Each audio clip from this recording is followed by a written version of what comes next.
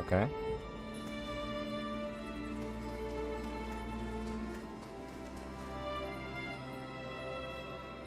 Still checking. Oh, that's way better. Actually.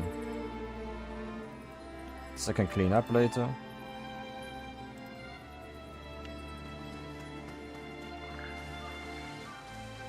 Yeah. I'm happy with this. So, where did I stop?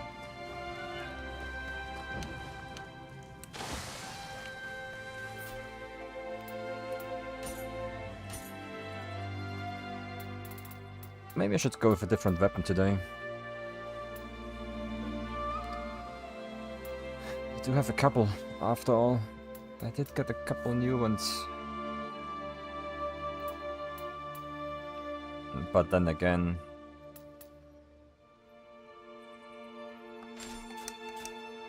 maybe Switchglaive. His sword has that one funny parry, but that's about it.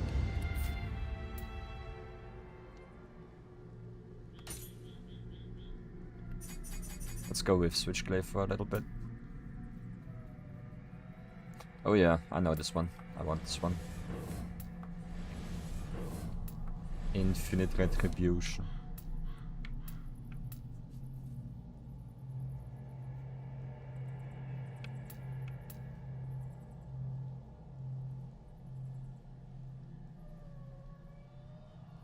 I do want to stick to the high stance moves, because those are usually the best. In terms of damage. That's all I really want. Oh yeah. Another LBX move. Yeah, it is. How you doing? Yeah, I wanted to test some. I wanted to test out some settings. That's why I started earlier today. How's your Monday going?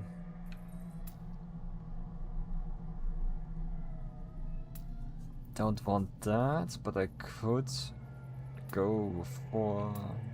no. This is okay.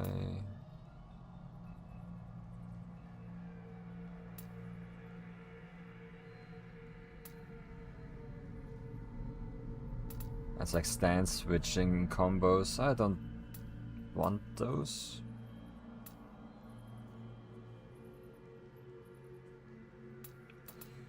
Many moves here are not that great.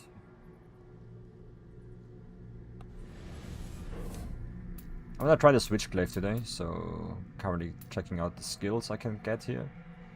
Unfortunately, mostly not that good.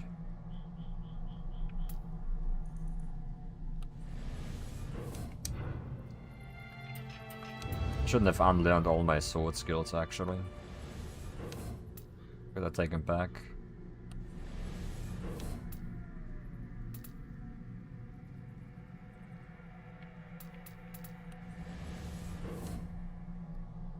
Going okay. I'm caring for cats, and in the Divinity Original Sin 2 I did get a 20% experience from some quests, so now my experience is 27%. Yeah, I think you're not gonna reach the next level in that chapter. I don't feel like it's gonna happen.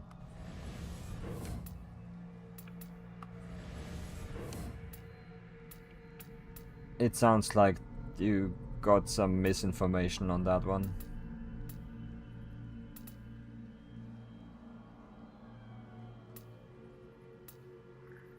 Or maybe you missed some experience earlier in the game, I don't know. I don't think either is really a thing there. Oh, that's how the new moves are gonna land in here.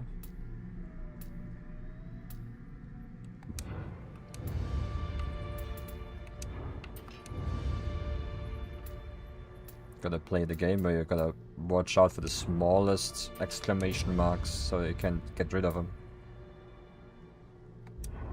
Ah, there were two more. Damn. A flying monkey. That's a funny one. I might actually go back to spear at some point.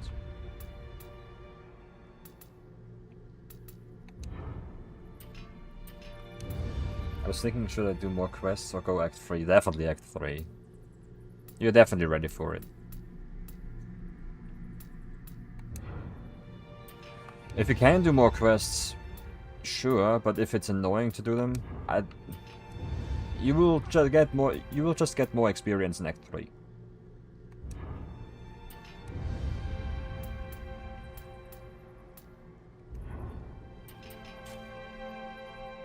It's more. There's more on the Adachi side. Yeah. Like, I would focus on progress. So tomorrow, try to get to Act 3. Yeah, you can try.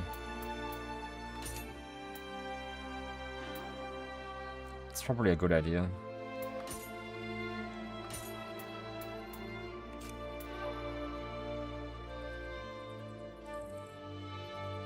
This one's good.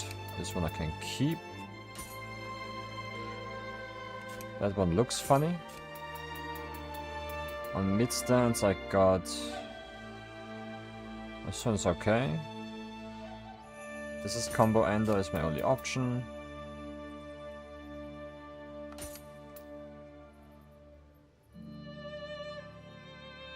This looks a bit better.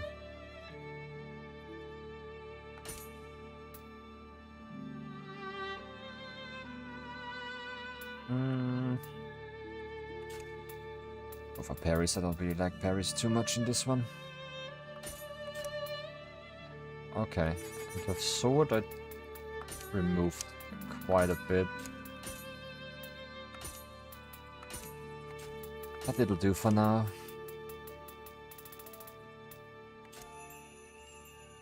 There's more?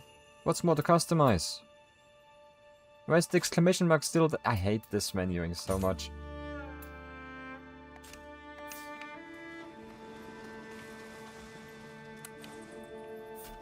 Time to get out of here. Out of here. Where do I go? I think down there was the last target I had in mind.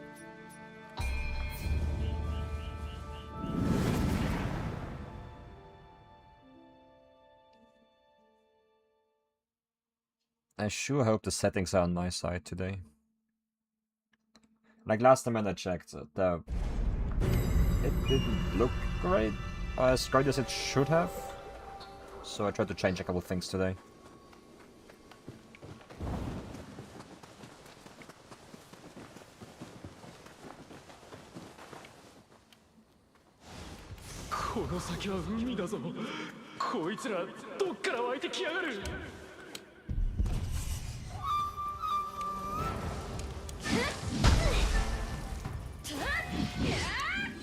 Impossible.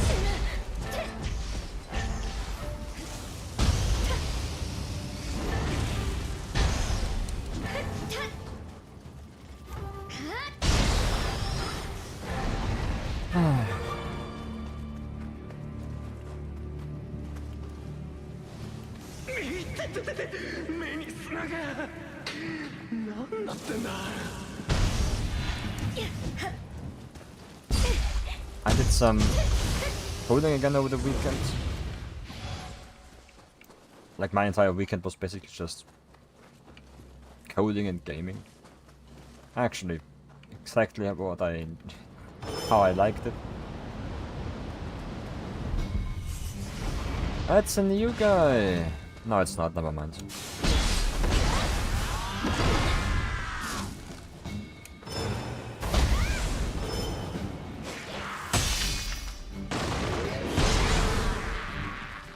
You get to eat a pizza and leftovers for 3 days now, and now it's over. Maybe I eat more bread and tomorrow pizza. I personally like leftover pizza a lot, but that's just me.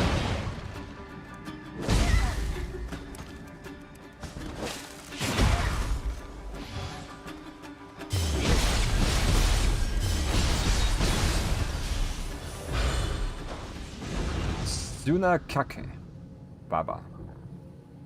Snakake. I'm not gonna remember that name actually, even if it sounds funny.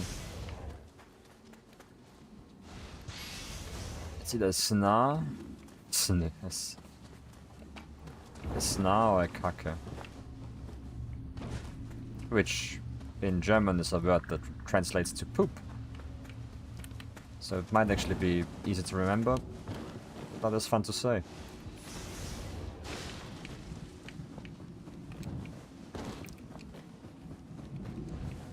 I've tried over the weekend to do some research in one thing that I always wanted to figure out.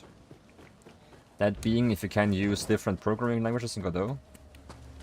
And yeah, you can, but the huge but behind it is that it doesn't really help you in any way. Like sticking to the 2 languages that are available for the Godot language is just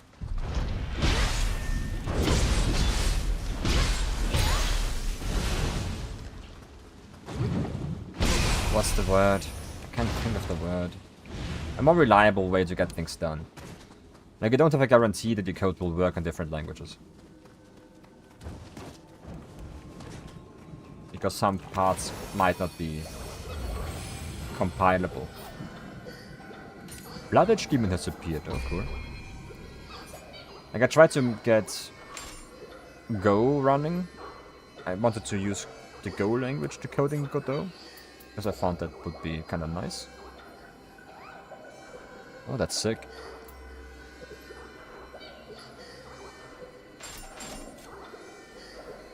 But as it turns out, it's just not really helpful. It is, if you really, really like the Go language, then yeah, it's something you can do, but you don't really get anything from it other than using the language.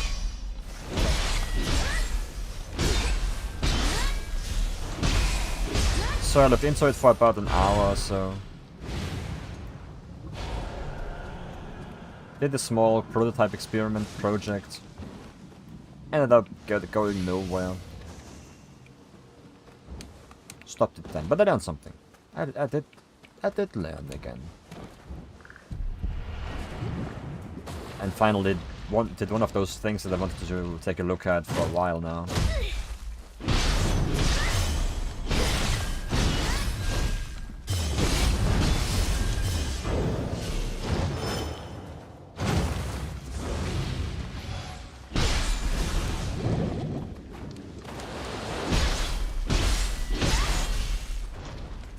The main project I'm currently working on, just to get back into coding at all, is a small tier list type builder.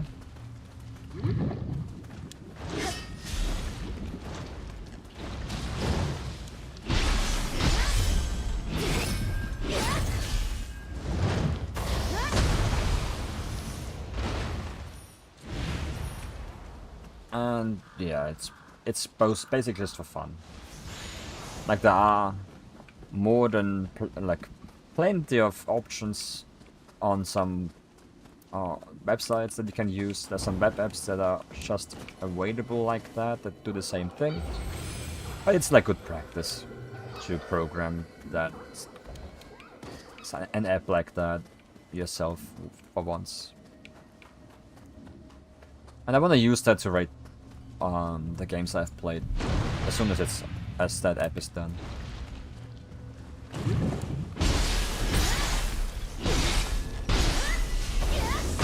It's some motivation to be productive.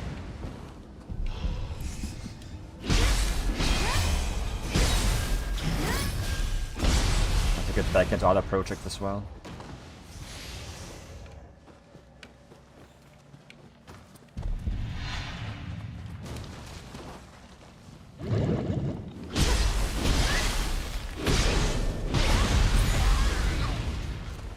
Okay, I cannot just burst counter out of my combo, huh?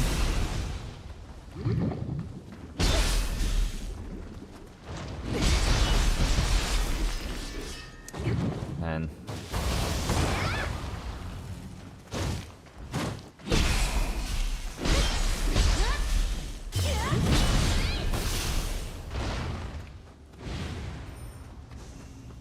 Not sure if I want to stick with Switchglaive for too long. I wanna give it a try at least. It doesn't really feel fun to use anymore. In Nioh 2, I like this weapon.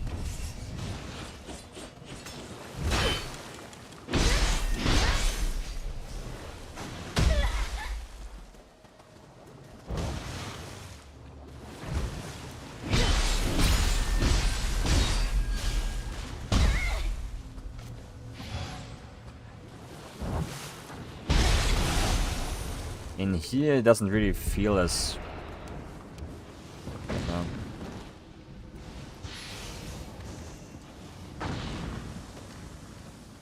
It just doesn't hit the same way.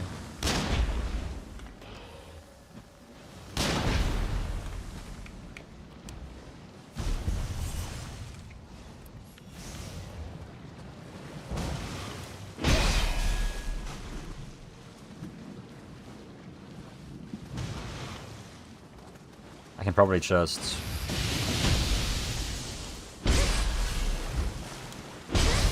help myself with that.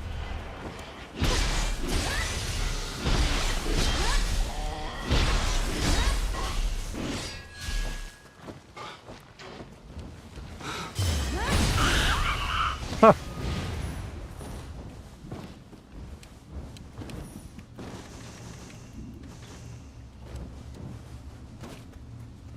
Yeah. I've also been playing lots of different games, and I've started a couple new ones for myself, at least. Like, I've checked out Amnesia Rebirth for the first time over the weekend. Didn't really do much yet, because I only played until I got one achievement every day, which was like 10 minutes each of... But I started it, so I'm gonna finish it within the couple weeks. The next couple weeks. Doom 1+2, like the full version that's available on Steam. I tried. Not the first OG Doom game I'm playing, but one of them.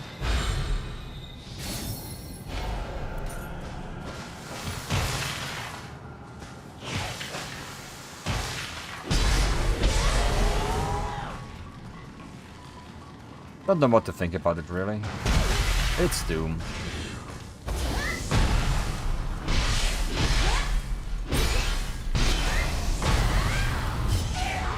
Close.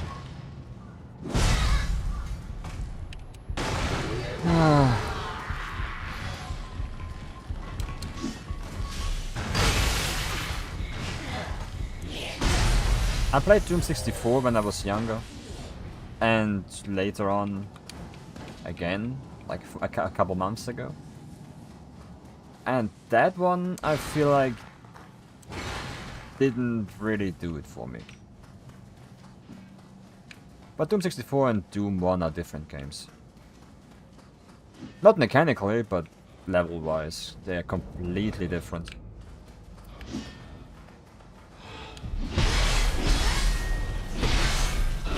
Which I didn't know. I really just thought the Doom 64 game would be a Doom 1 port for the Nintendo 64.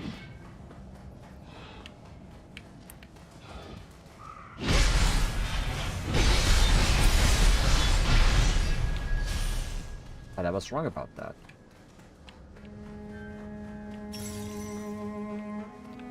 Defeat the yokai in the haunting caves. That's what Honda asked of us on Friday.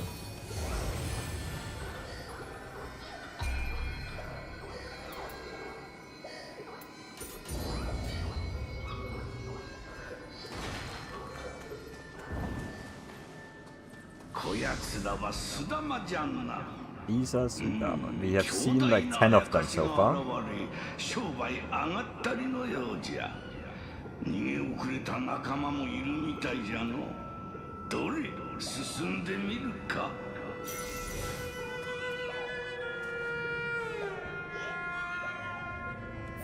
Can I still just drop them some gear and they give me something?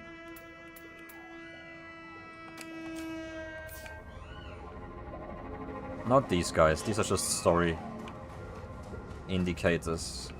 As in, hey, help us please.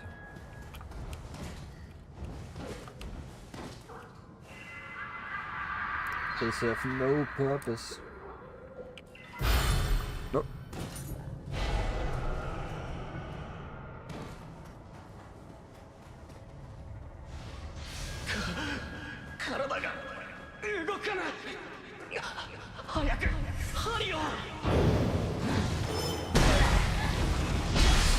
That's a new move? I don't like how late it is. That will kill me.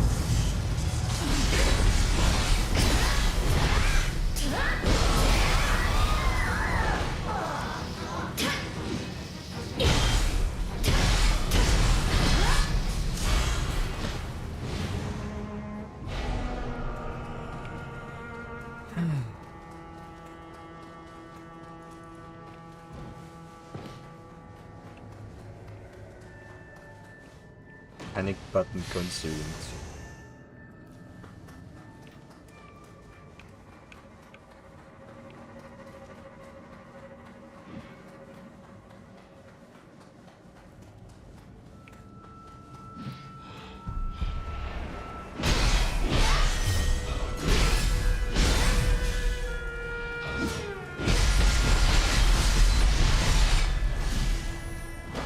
I mean, that move is fine with the Switchglaive. It used to be better though.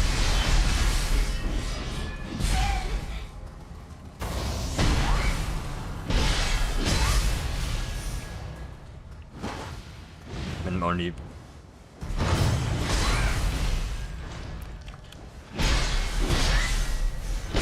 using the scythe stance here. Probably should switch between stances more. It's kind of part of it kind of makes the weapon.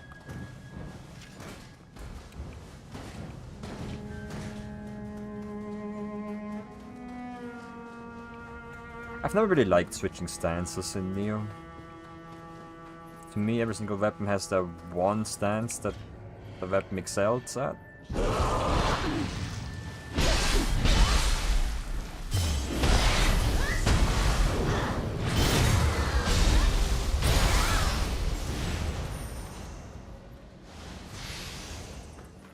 So weapons that are built around switching stances more, I try to avoid it all times.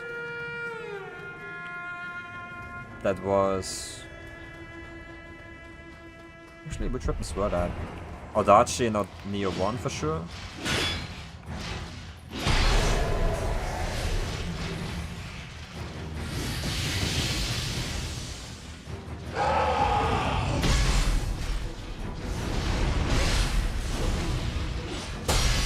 Probably Switchglaive for Nioh 2 then. Didn't play it much.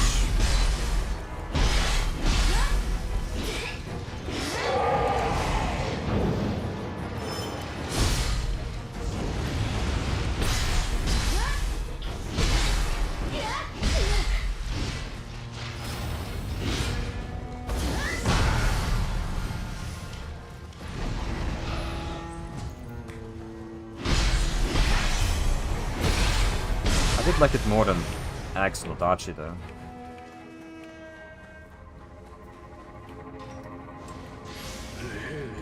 Maybe I should find myself some decent dual plates and try them out in this game. They were never my favorite choice, but in this game there's not many good choices.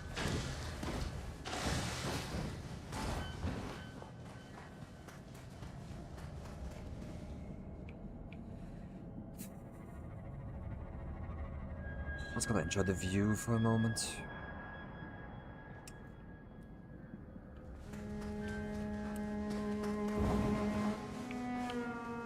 Open world, love it or hate it.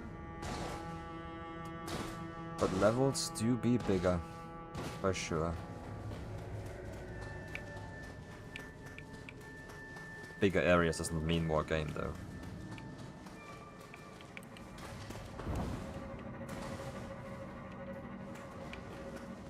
Ah, yeah, but I love open world though. Yeah. It depends on the genre for me. In Souls-likes I don't really feel like it adds much.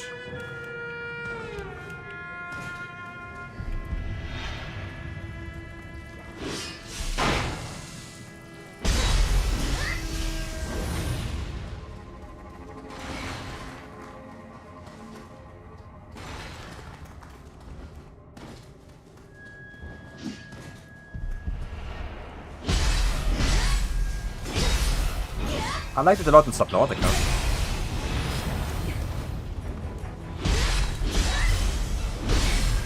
Like there, it absolutely works. And adds to the game in every single way. But here it's, yeah, level is bigger.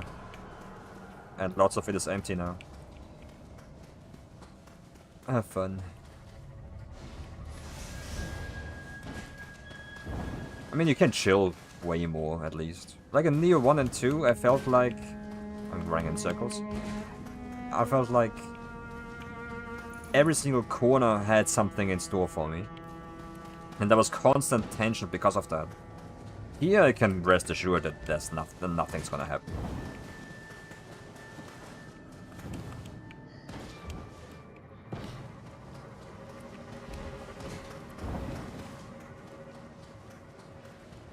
You can see enemies from far away, and they're not really ambushing you anymore, or as much. Of course there's some traps, but they're not even as deadly anymore either.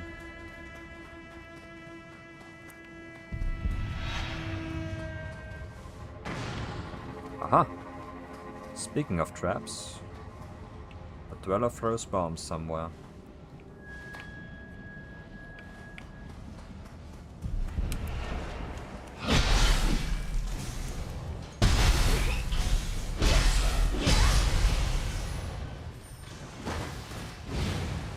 You can't just tell.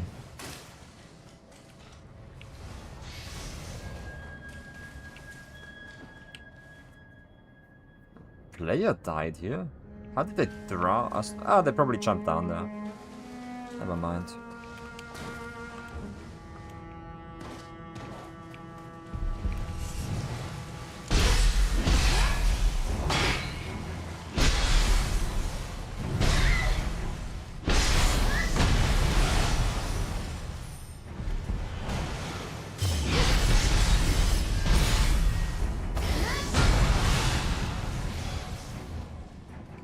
Just one more.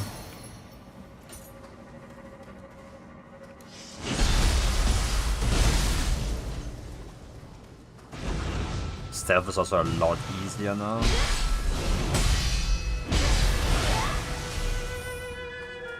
In Nioh 1 and 2, stealth was basically not even an option if you didn't have an ninjutsu catered for it. Like you had to be basically invisible to land the back attack.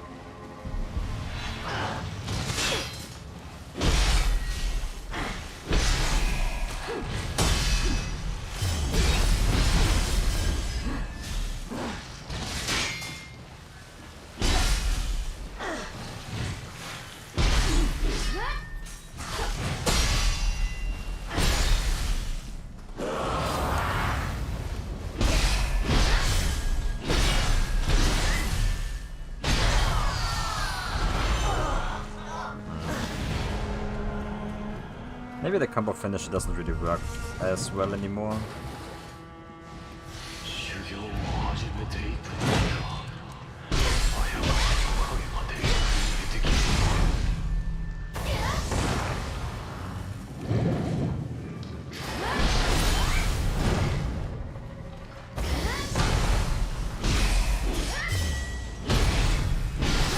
Like this move made Switchglaive extremely powerful in Nioh 2, and here it doesn't really feel impactful whatsoever. Maybe I'm fighting the wrong enemies.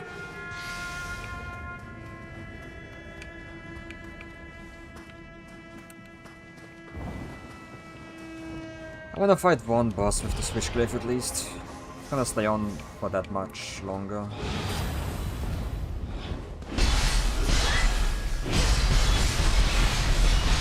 I did switch weapons a lot when I was playing Nioh on the first playthroughs. like Nioh 1 and Nioh 2. Just to see what the weapons can do. I kinda wanna do the same here.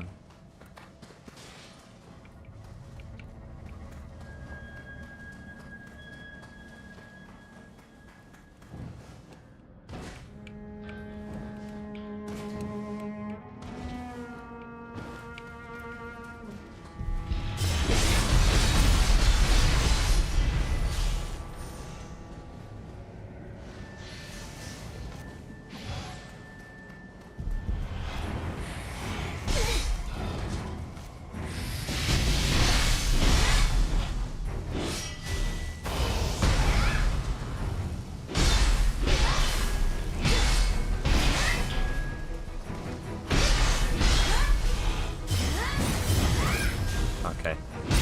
Thump attacks suck.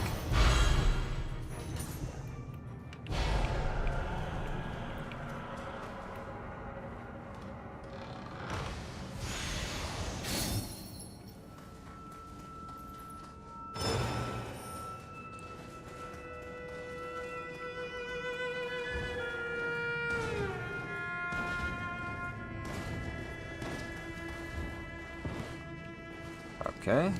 Should be aware of some invisible walls. Feel like I could have died there because I tried to jump on something that wasn't actually there.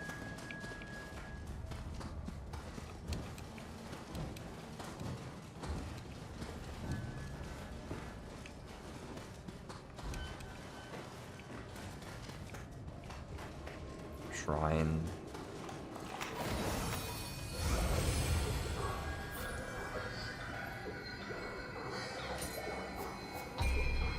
You want me here? I can afford one of those as well. Get them done. Dodging reduces ki consumed by them dodging. That's actually huge.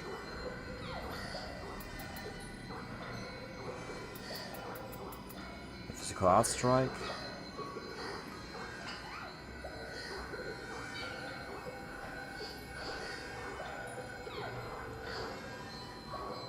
I don't know. So whenever I throw a shuriken, for example, the next time I use some other skill will deal more damage. I don't know how to like afford that right now though. This was just for barehanded gameplay. I don't like that too much.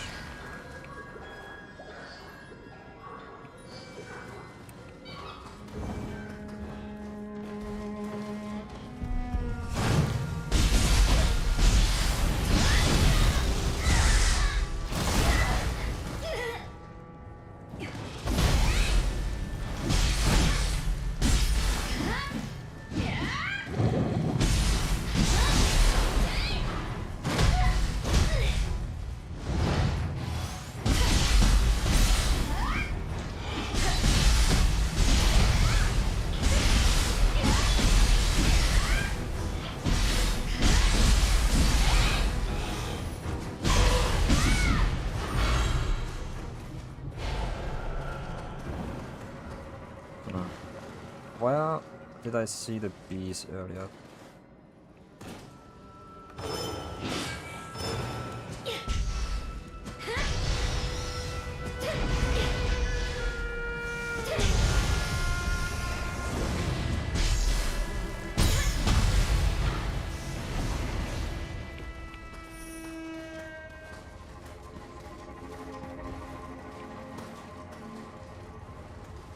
I think I've been here before.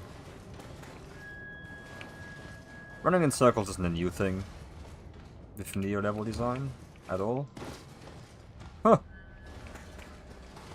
Close. I've definitely been here before, yeah.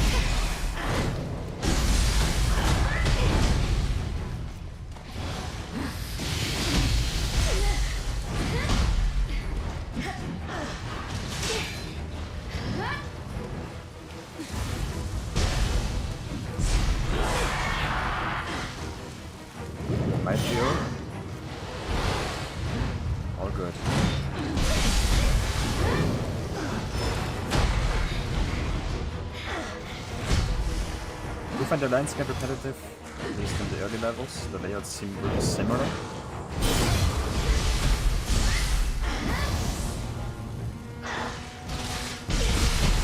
And there's only so much I can do with rice fields and villages and caves.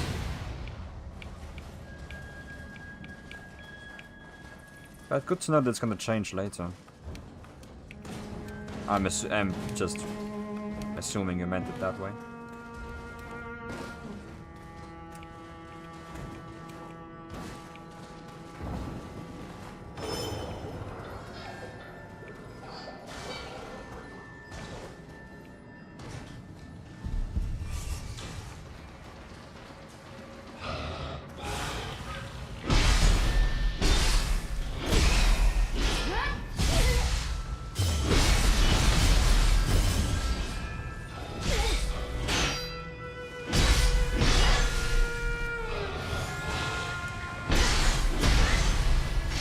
I didn't mind repetitive levels that much.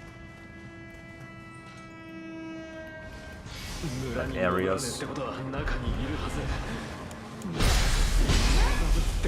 Fighting the same enemies, that would be... where I draw the line. Like if you go through different areas, but the enemies are the same in there. That would be a mistake in my eyes.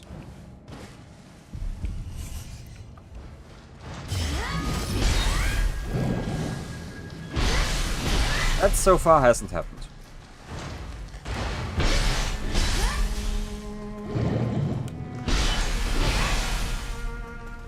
When you have your basic grunt enemies, that's for sure. But putting grabs in the water-filled cave, that makes sense, and you haven't really seen them anywhere else so far. So in this certain example right here, I'm happy. Just get deja vu with it sometimes. yeah, I totally understand that one. You can tell by the mobs where you are, but at first it's like, did I travel to the right shrine? Yeah. Have I been here before? This is the same area again. I've seen this rock.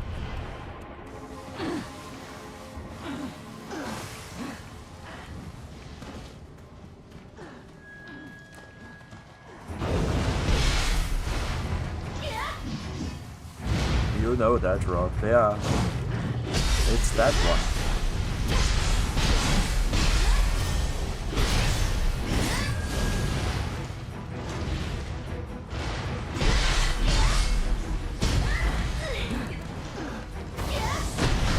There she is.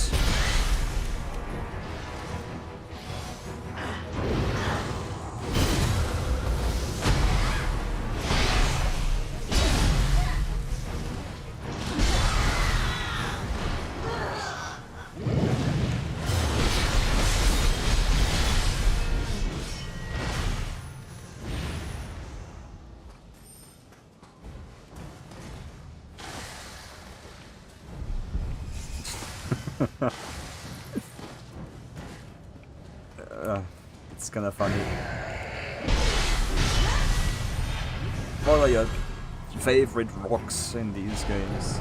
I actually have one favorite rock. That's kind of what made me laugh just now. Like in Nioh 1, there was that one stage on the which was just like a boss fight arena. And Nioh 1 had this guy called Hayabusa.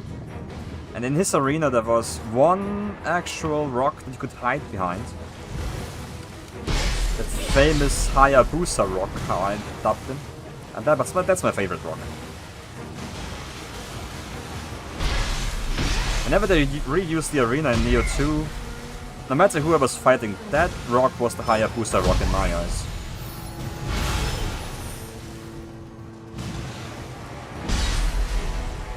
That rock was your best friend as well. Like, that fight was hard.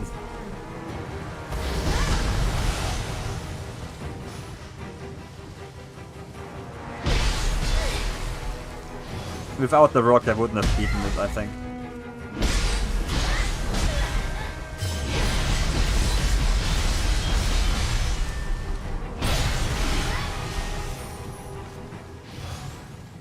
I hope he makes a return in this game too.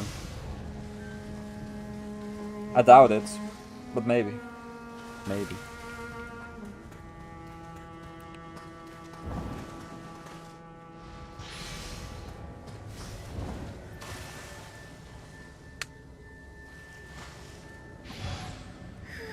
The Hayabusa rock.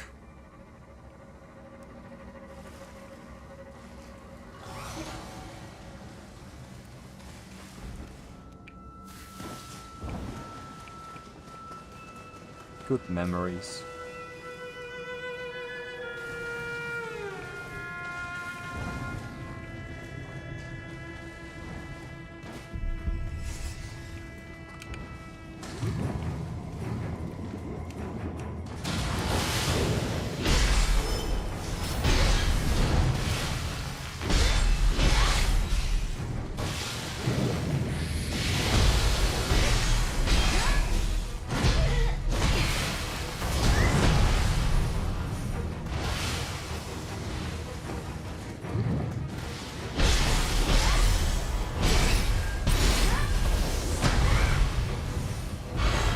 I really didn't think that I would use yokai abilities this much.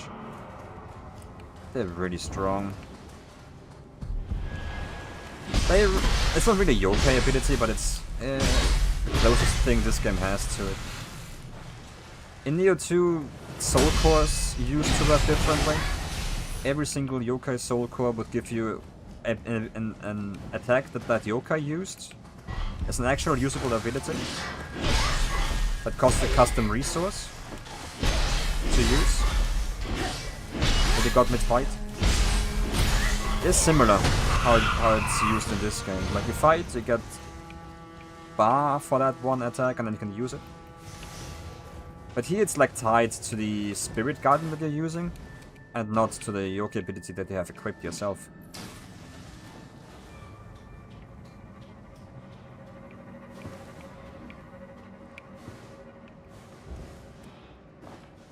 I think I like the yokai abilities more, but I haven't seen many spirit guardian abilities yet. Tyrant Ball. That was one of them, yeah. That was one of them. I did like the Magatsu warrior muscle, the Magatsu muscle more. Even if it didn't look that good in first look.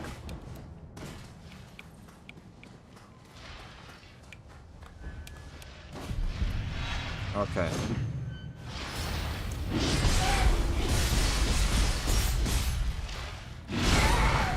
I didn't see much of that either. That's awesome. Would have liked to see an animation, but can't have that, I guess.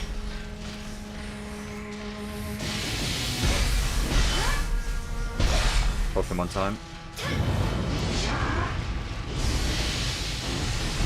Like this is kind of what yokai abilities were back in the day.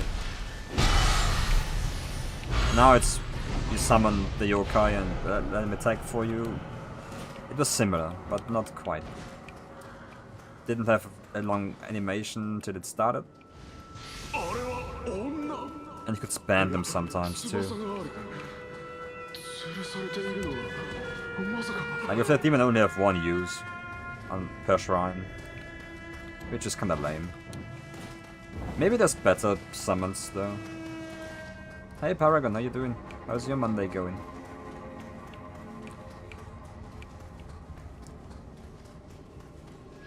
Currently reminiscing about old Nioh stuff.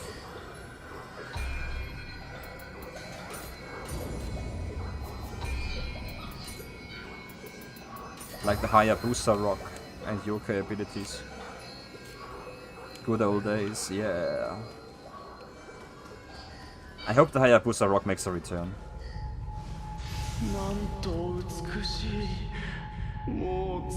It's going on. My Dark Souls 2 playthrough is progressing smoothly and giving me less headache than my Dark Souls 3 playthrough 2 months back.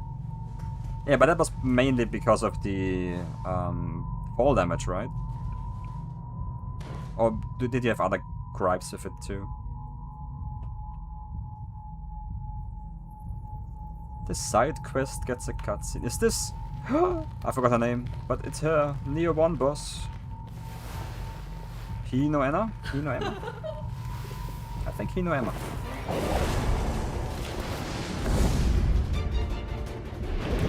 Yeah!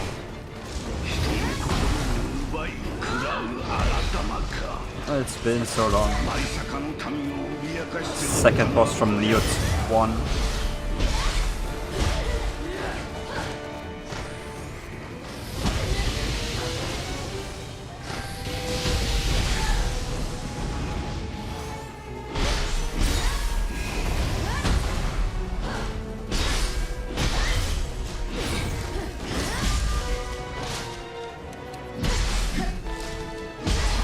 Now you can jump at her.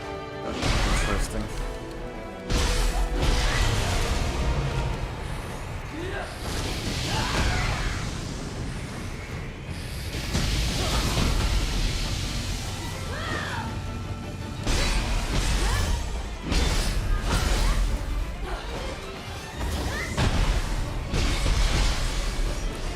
Too high. Nothing I can do.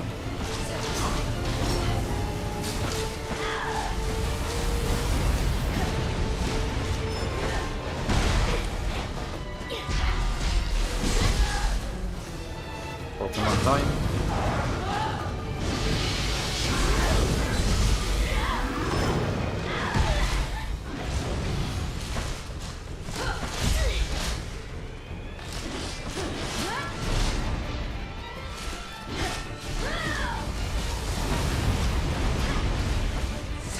Just out of range.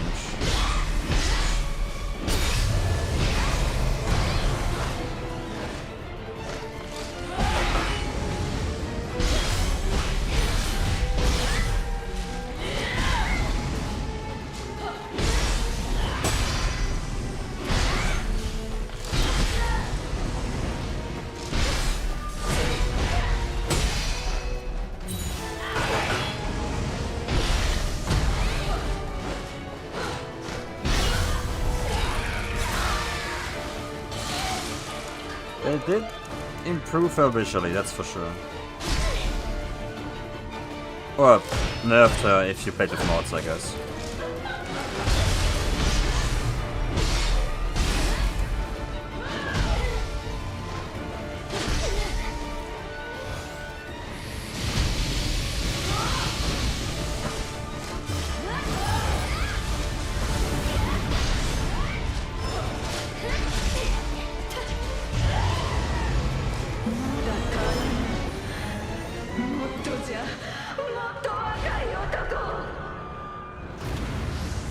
If other gripes of Dark Souls 3, some of those include how fan service a lot of feels with the equivalent of you guys from 1 and 2, don't you? I only really get that feeling with the DLC. Like Dark Souls 2, the only reference it got I remember was that Poison Tower level, I forgot its name, being just there in the Drag Heaps area.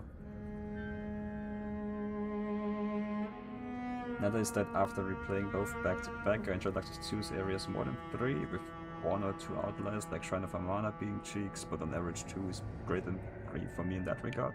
Fair, fair. Fair. It's been a while since I played Dark Souls 3. If I would replay it, I would probably also don't think that highly of some areas anymore.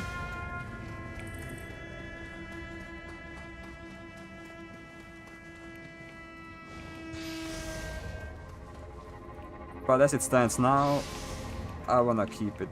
It's a great game.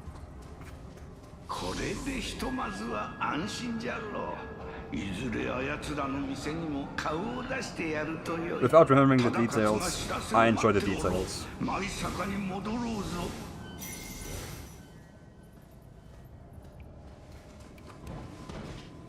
But I mostly just really enjoyed the gameplay, because weapon-wise, Dark Souls 3 was really fun. Had some of the most interesting fist weapons, and I enjoyed playing those. Like the Crow Talons from the first DLC. So good. Gonna do the battle scroll later. Weaponized freeze battle, yeah. And that's what I remember the game for.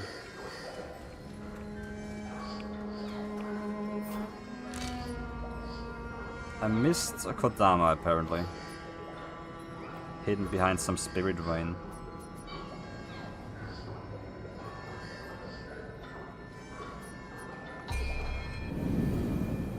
Look around this. Toho Komakyo New Classic, the embodiment of Scarlet Devil is coming to Steam. I think I've seen that announcement actually. Like the Steam calendar has... it's now on the front page on the store, which is really nice actually. I've yet to play any Toho game seriously.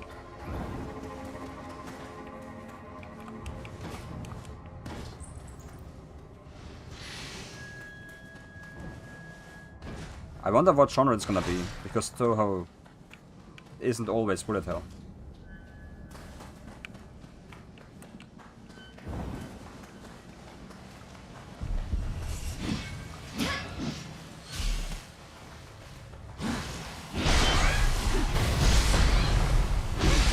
Is bullet hell? Seen the page video. Okay.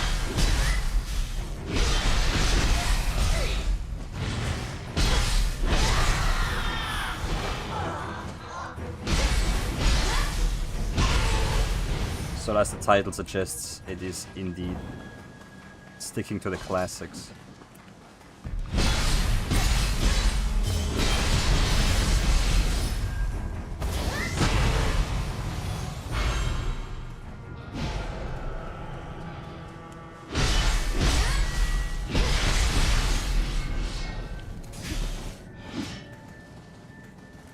Is Toho 6, I believe?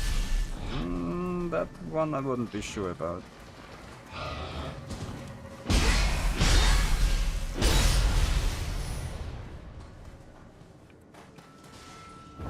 Like, that's one of those things I'd believe only on sight.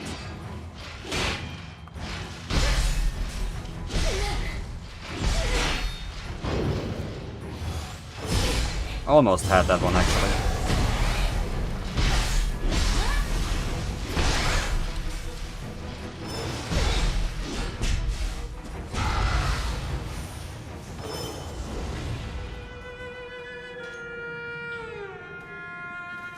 I'm not even sure if the chest... Oh no, it's gotta be down there. It's gotta be up there, I mean. And the Kodama, like, I'm not sure where they are. The deeper I go into this cave, the more I feel like stuff is hidden outside too. But there are plenty of references to 2 and 3. Kraton the Wanderer is a Dark Souls 2 NPC who invades you during Series questline. I don't remember that guy at all. Neither from 2 nor 3.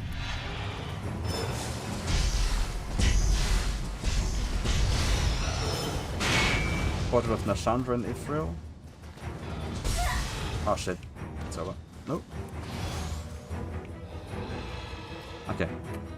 I'm safe here. Some armor sets.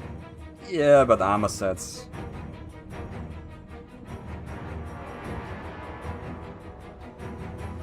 You can find Leathersmith Gilligan's corpse in the capital. That's true, yeah. That's a sort of reference. That I agree with. You cannot miss that one. The Shield of Wands description is about Vendrick. I've never read those. But there's more references to 1. Yeah. Yeah.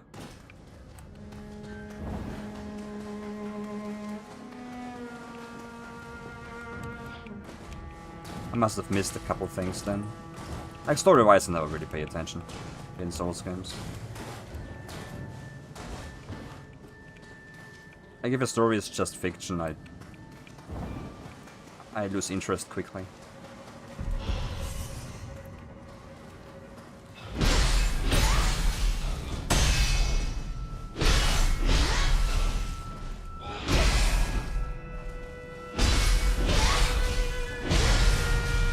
Or more like, I've always enjoyed Souls-likes more for the gameplay.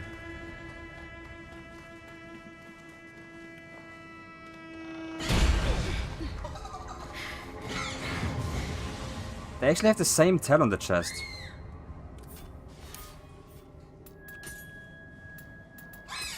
Uh-oh. I messed up, I messed up. They put the whistle in another different spot. What the fuck? Well, I get an emote this way, so it's fine. Or do I? Yes, the frustration emote.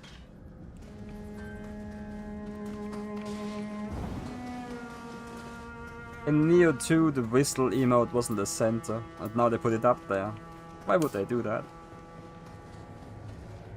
There's also Alva the Wayfarer from 2 who invades you in 3.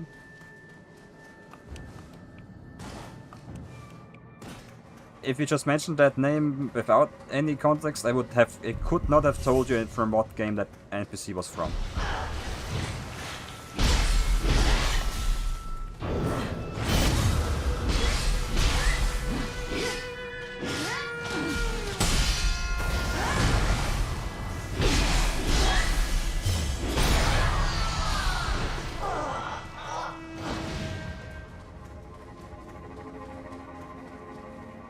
But it's been too long since I played Dark Souls 3. I think 2 I streamed 2 years ago. But 3 has actually been ages.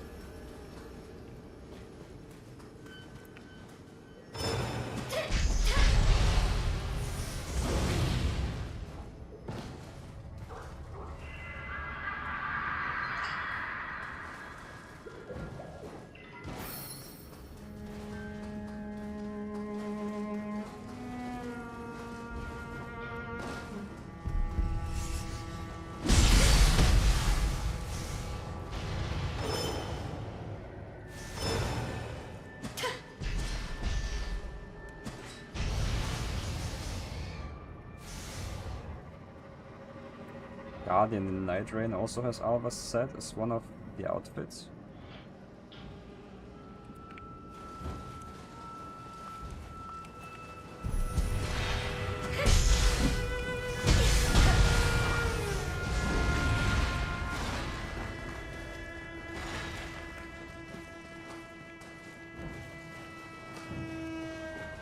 Is that like the Faram armor set, or am I...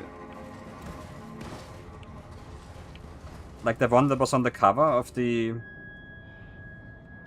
first special edition Dark Souls 2 had? I forgot its name. Black Armor, I think. Nah, it wasn't Black Armor edition. I forgot what the first special edition was called in Dark Souls 2 before they just stuck to Skull of the First Sin.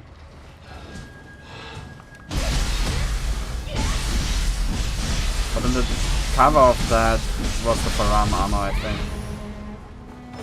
And that's the main reason I remember that armor set. I try my hardest to forget Night Rain anyway. Thanks for the link.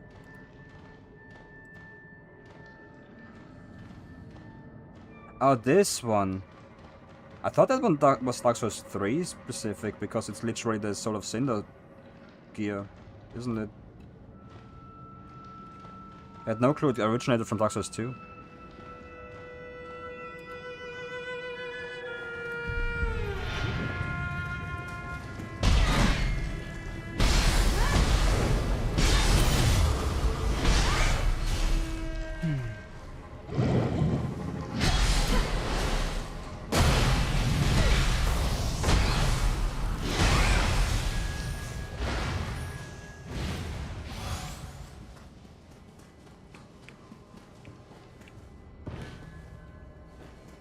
I've been thinking about Night Rain recently as well, because when Boogie asked me what the hardest Souls-like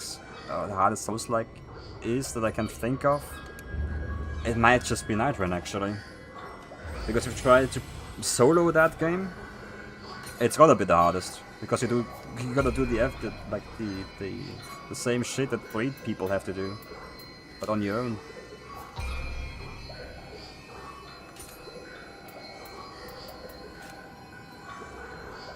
fighting set looks similar, but there's several differences if you don't go off memory. Oh, and the filing set is this sort of single stuff. Gear, I mean. I just go off memory for everything, so it's on me, I guess. Get Lone Wolf, that helps. It doesn't help for Night Rain, no.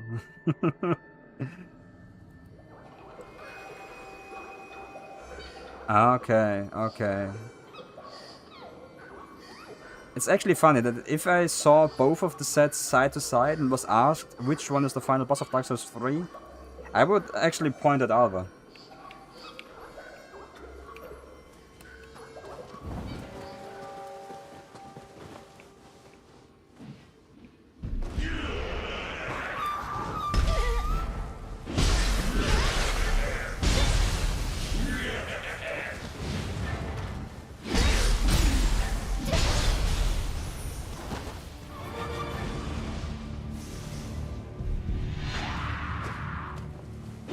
Yeah, Lone Wolf is a Divinity reference, that's true.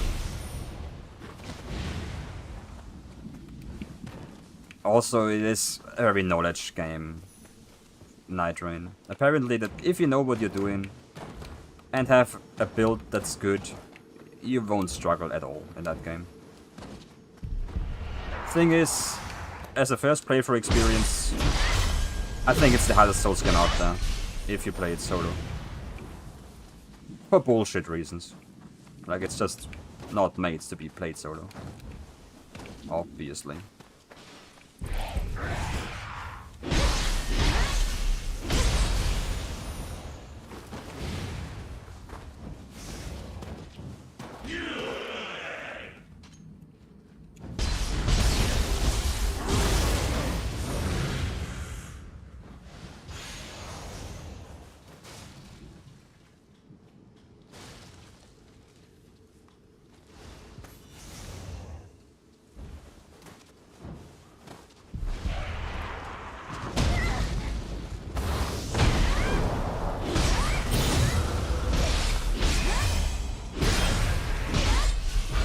When it comes down to ranking difficulty, Night Rain is up there because of its design.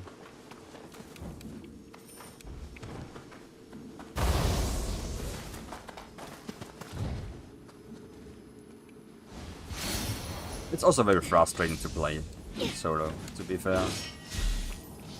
Like, the only really new thing are the night bosses, are the Night Lords. And to even attempt one of them, you gotta invest like half an hour minimum. So if you want to learn one of those fights, yeah, you're gonna just lose hours of your life getting there every time. And then in the end, it mostly just boils down to, have you reached level 12 minimum?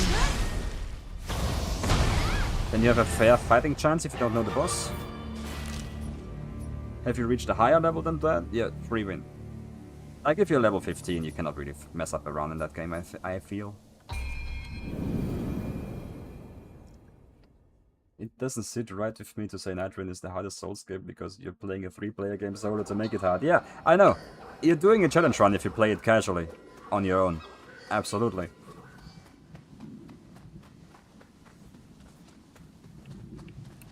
It doesn't sit right with me either.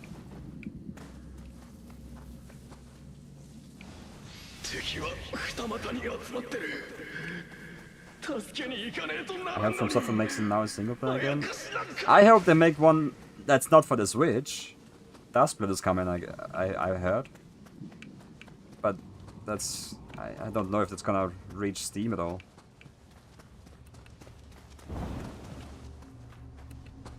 I'm not in the loop for that, though. I haven't heard many updates about it.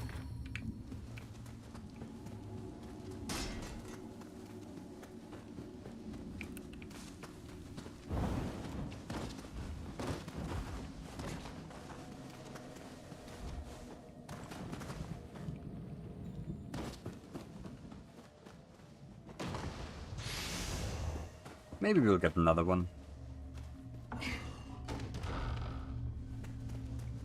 If I had to guess, it wouldn't be another... It's not gonna be a Dark Souls 4 or Sekiro 2. It's gonna be a new type of Sekiro game. And it's just gonna be awesome.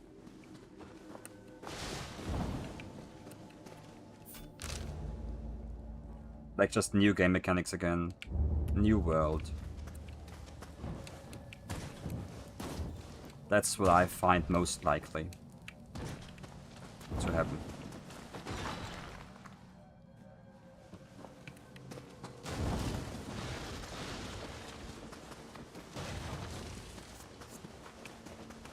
Because just chasing down sequels doesn't really have that much future. 欲を断つべき裏行場に住み着くとは皮肉なことよ。ともあれ、かたじけない。これは例だ。貴殿の噂にたがわぬ実力。いずれ手合わせ願いたいものだな。And this is actually true? それがしは殿の元に戻る。Elden Ring Tarnished Edition?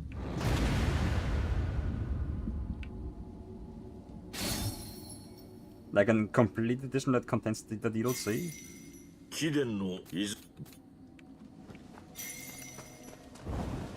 That might give me a reason to play the DLC for once. And like if there's achievements for it, I would actually play it.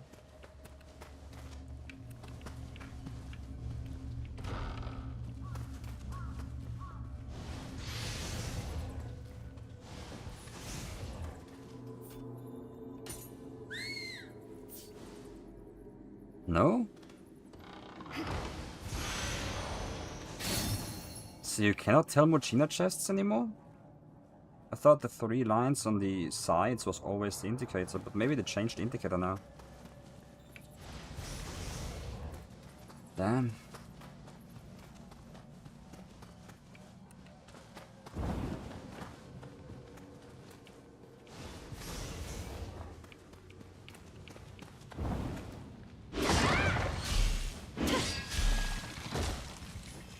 Going back to the hardest Souls-likes out there, I think if Nightrun doesn't count, which it shouldn't, it plays more like a roguelike anyway. Then it probably goes to Lies of P. I haven't played that one though, but I've heard much about the difficulty there. 貴殿の噂にたがわぬ実力。いずれ手合わせ願いたいものだな。では、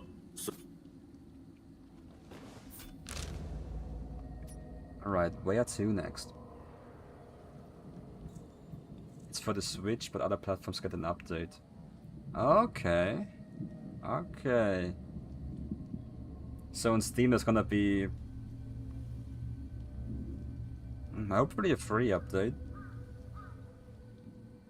I'm gonna check if that adds achievements or not. I don't think it will, because there's one achievement that says get all achievements, and usually when a game has that, it means that. But maybe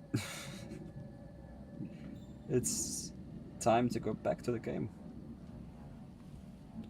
And then there's more on the down low lore implication ties to 2 in Dark Souls 3, like the Soul Stream Sorcerer's description saying that it was made by the first of the scholars at Dauta of the linking of the fire, and in the Japanese version Soul Stream is called Soul Geyser, a spell in Dark Souls 2 that was said to be created by Aldia, scholar of the first sin. Opium. In general, I agree. Yeah. The lore implications are lost on me.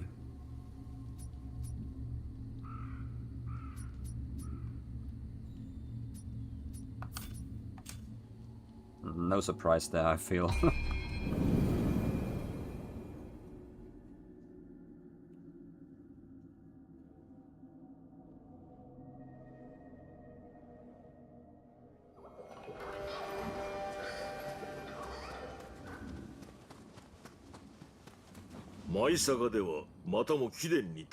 But aren't there like... I mean, if there's like 50 different spells, Aside from Pyromancer's miracles, two of them having a reference to Dark Souls 2 isn't really noteworthy, I'd say. 共に戦うだけでは至れぬ境地もある。かたじけない。互いに遠慮は無用。全力にて参ろうぞ。I get that there's gonna be references in there, but that doesn't seem that much. That doesn't seem that bad.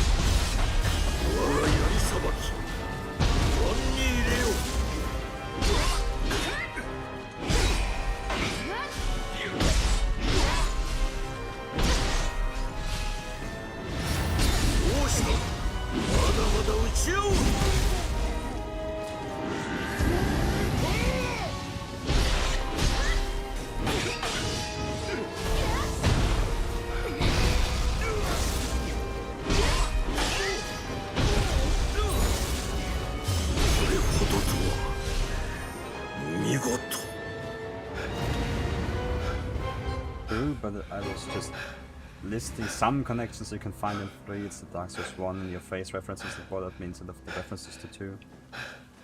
Yeah, that kind of makes sense to me because it is a sequel. It does play in the same world.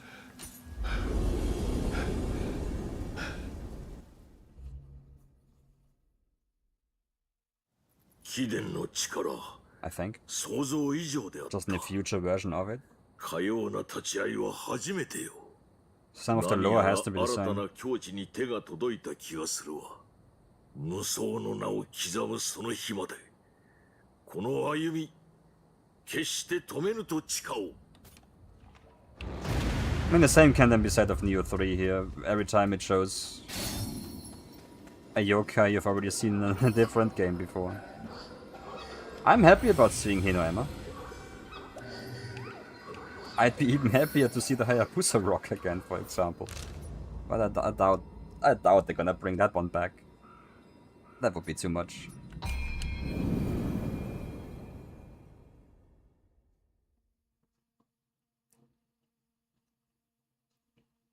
I mean, here it's a bit different because yokai, in their nature, are just immortal demons anyway. That will just respawn after some time. So it makes sense that you can encounter them multiple times throughout a timeline. Oh, Takechiyo ka. お主に頼みがある。 But still. 近頃わしは頭痛に悩まされておるのだが、良い薬が手に入らぬ。腕利きの騎士が住む村もあやかしに襲われ壊滅したそうだ。Hino-emma was a reference. だがその村に行けば残った薬が見つかるかもしれん。村に続く門を開けるよう命じておいた。そこを抜け、二俣街道にある村まで探しに行ってほしい。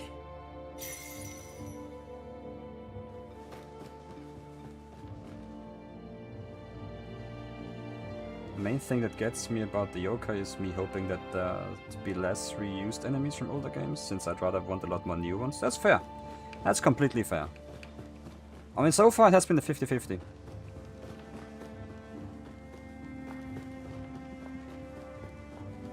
I guess I just like to see maybe old yokai, maybe some of the smaller yokai bosses that we had in older games to be regular enemies now.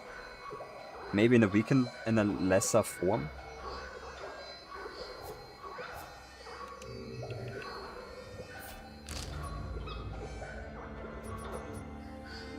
And that the main bosses are definitely gonna be new.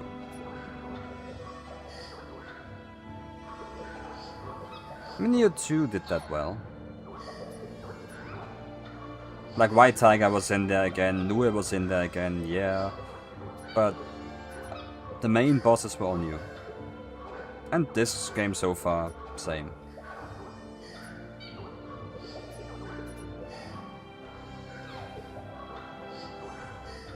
There's treasure. It's looting time. Not really negative for me, but if I get to choose, I'd take new enemies over old ones. For me, it depends which ones. I definitely take 10 bad new enemies than one old one that was bad. Like, I hate to see the Wheel Monk again and again and again. They should just kill that one. Maybe not with fire, but you know how it goes.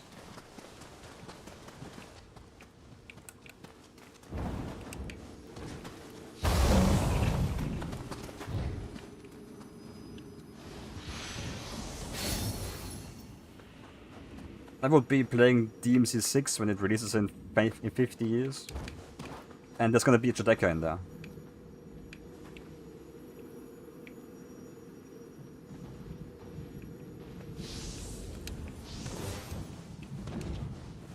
I really don't want to see those guys ever again.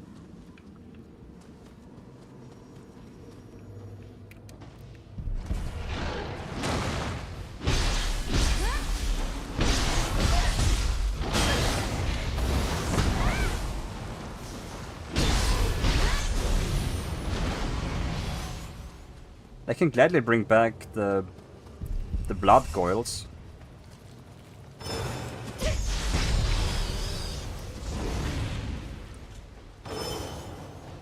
They at least add something gameplay-wise. I don't wanna see that fucking knockback immune enemy again that teleports away from you every time you wanna deal damage. There is tech to deal with them, but damn.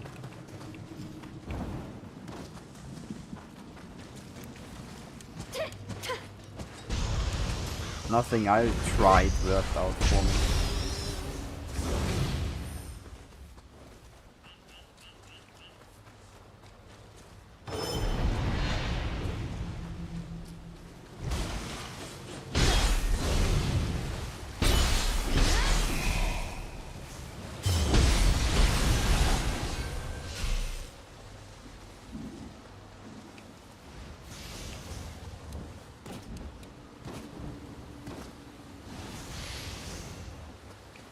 I actually think I would be fine. Oh damn, I'm missing something here.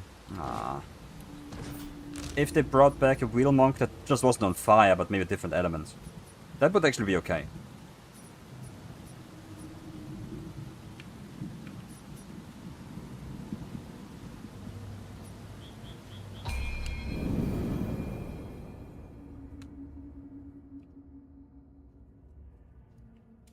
Like same bullshit, but wind.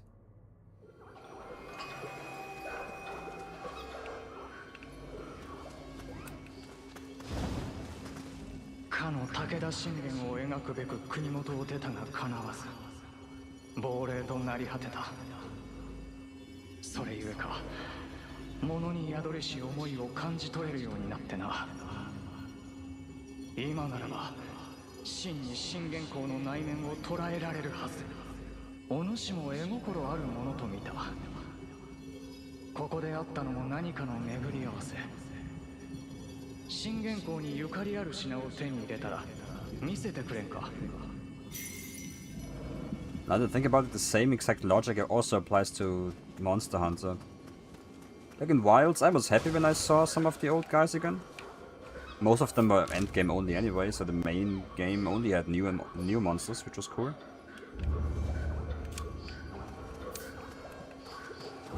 But for the DLC, I do hope that we get to see more old monsters in like variant forms, maybe.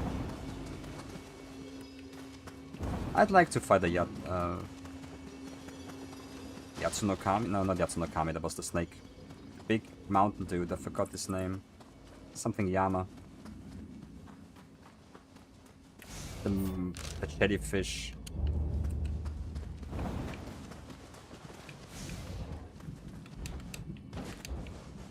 Yamatsukami. That was so close. I would like to see that one in a new game. Anything I'll say about Monster Hunter is that get that and lost family off me already. Rathalos, you mean? Yeah, there's gonna be a gold Rathian and a silver Rathalos again. There's no way around that. We all know that. That's fair. Hasn't been a game without them yet. Alright. Him and his wife and extended family. I wouldn't mind seeing an Apex Rathian again. Actually, no, I would. あやかしの素材を薬にするなど気味が悪いの。それでも飲みたいか、家康にもう一度相談してみてはどうじゃ。Really? Okay.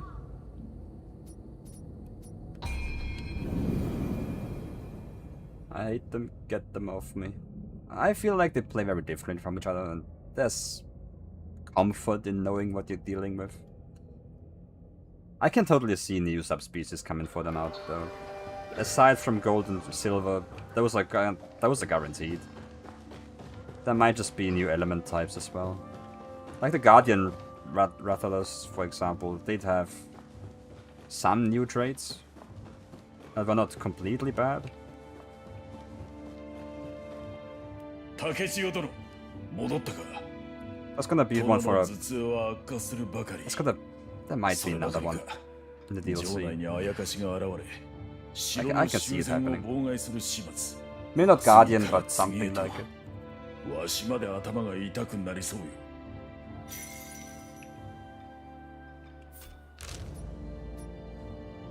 Okay.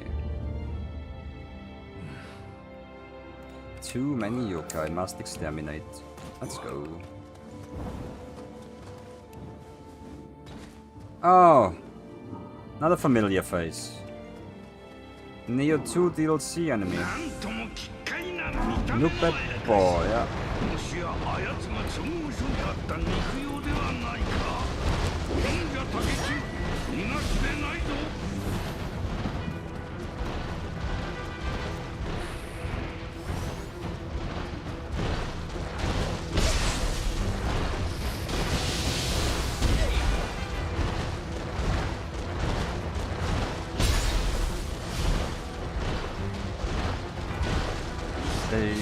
Yeah, this one's just scripted to travel to some arena, I guess.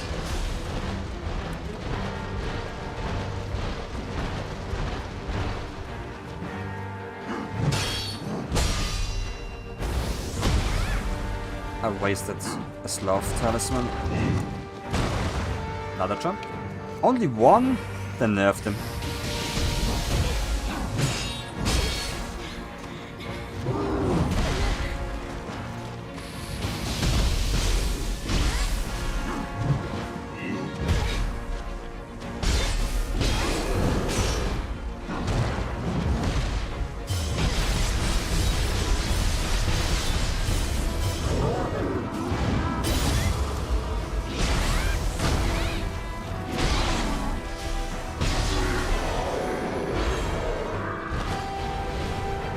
Whenever they did the belly jump attack, they never just jumped once.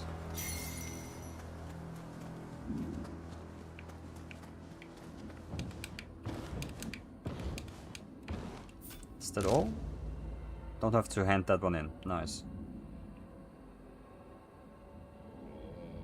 There's this area I can still explore. Huh?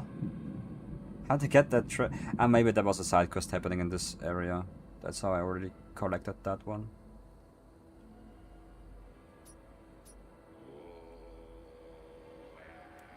I'm gonna go into the center area first.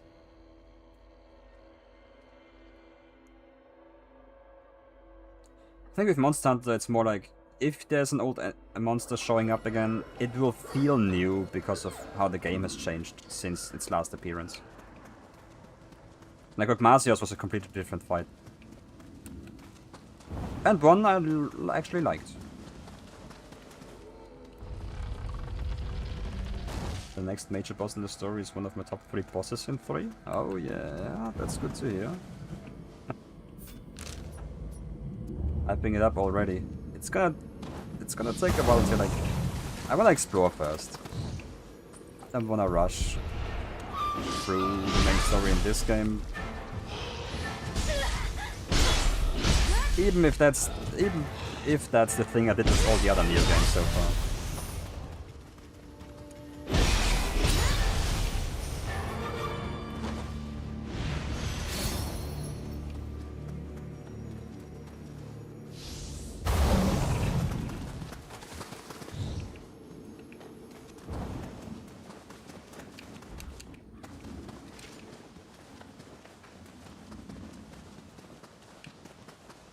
So much to see. Makes more sense to not do that here in 3 because of all the actual upgrades like the skill books you find by exploring the open world. Yeah.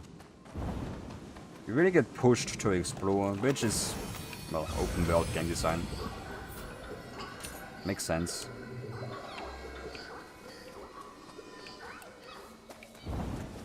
So you walk into every corner of the world once, and then forget about it.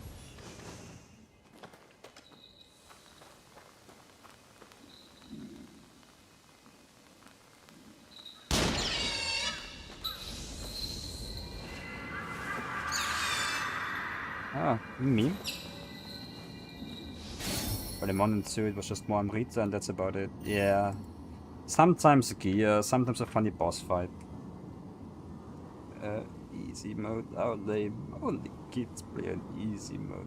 I don't agree with that one. I don't agree with that meme.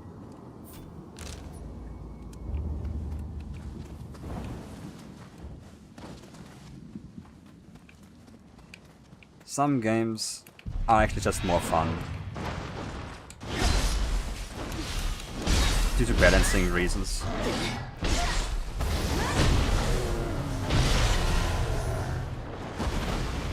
On lower difficulties. Like, I really hate that Expedition 23 has an expert mode and a normal mode, which means that one is just a terrible first playthrough experience and the other one is just boring. Story mode is the same as normal, but you don't have to worry about anything there.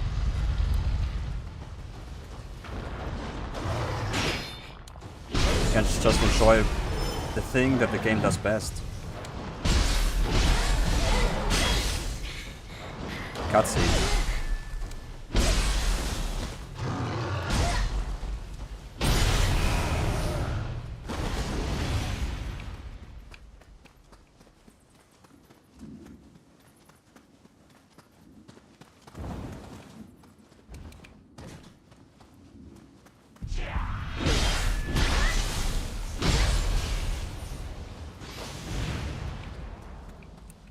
Difficulties are complicated. I actually like that at least here. With Nioh it's straightforward enough. The way of progression is straightforward, I mean.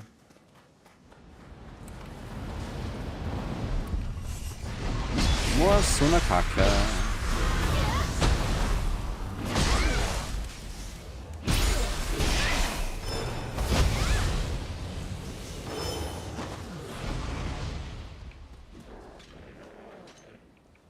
I forgot the second name, but Tsunakake was the first.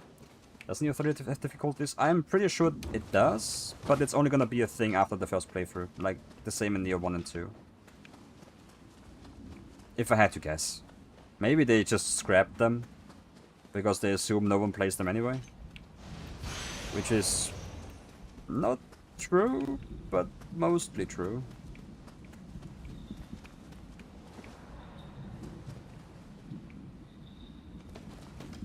I hope they keep him.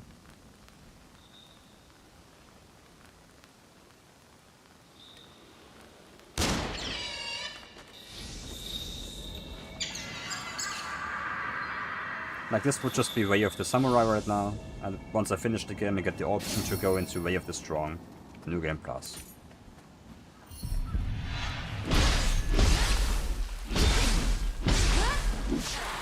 That's how I assume it works. And then the game starts like five playthroughs later on Way of the Nioh.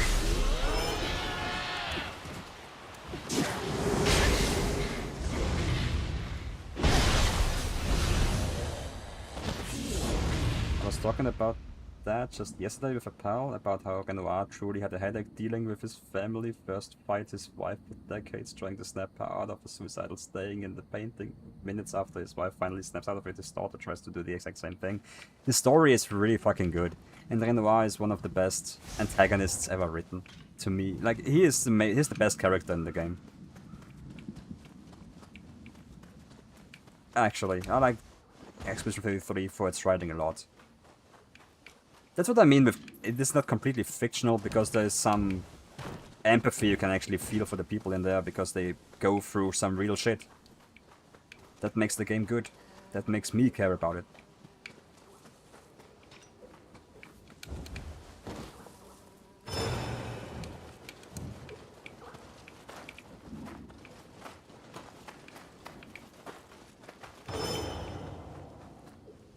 And with that, I also don't mind if people play the game on easy mode, because the story is the best thing about the game.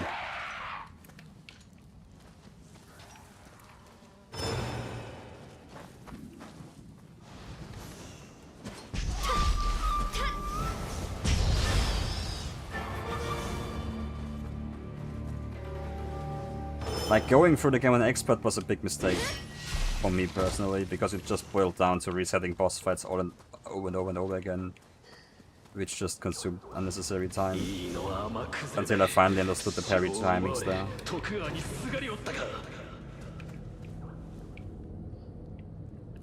I'll get that one. I'll get that one. Eventually.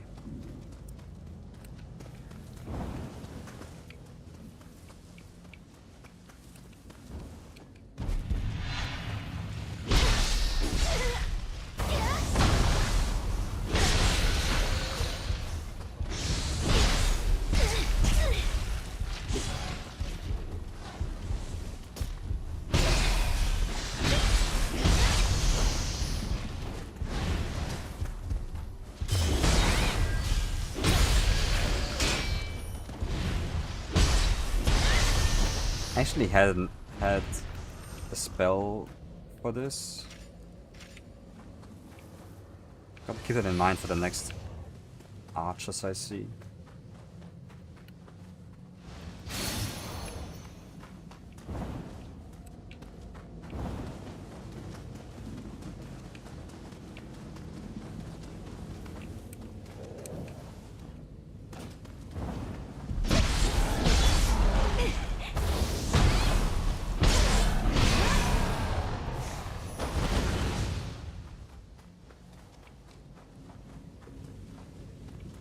It's kind of funny now that I think about it, that I started Amnesia Rebirth over the weekend, and that game, it's not really difficulties, but kinda. There's like one classic mode, which acts as normal mode, and there's one adventure mode where there's no threats, which basically represents easy mode.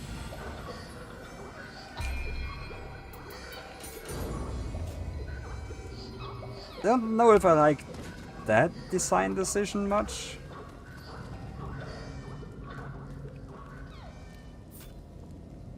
It seems the door can't be opened right now. With enough force it could, but we don't stress that.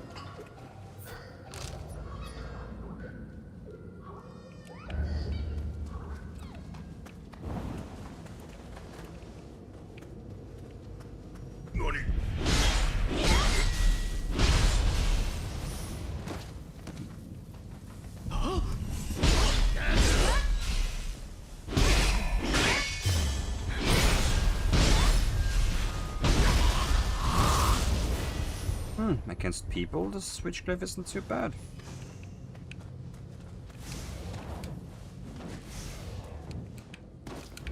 Just like Nioh 2. The only part of the story I didn't like was the reveal about how the world and everyone except Nioh, the painters, and the Renoir were just painted creations. It took away from the impact of things like Ciel dying and just the struggles in general. You mean Gustav? Instead of Ciel?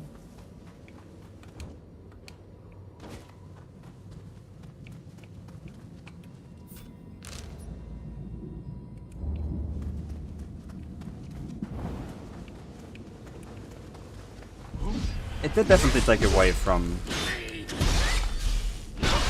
half the cast. Yeah, but until then it was very...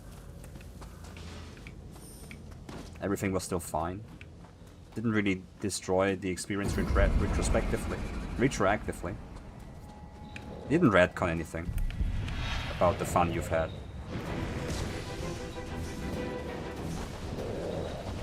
At least to me.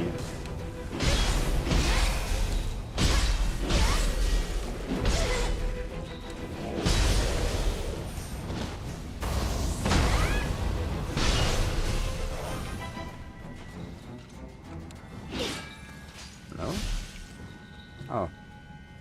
Cannot hit it, you gotta actually interact with it and it's...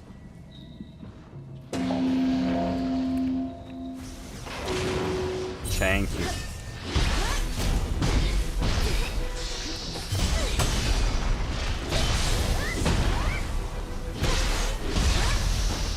And then everyone except Versat Mail was gommaged after you beat the painters. Ah, okay. The start of Act 3, yeah, okay.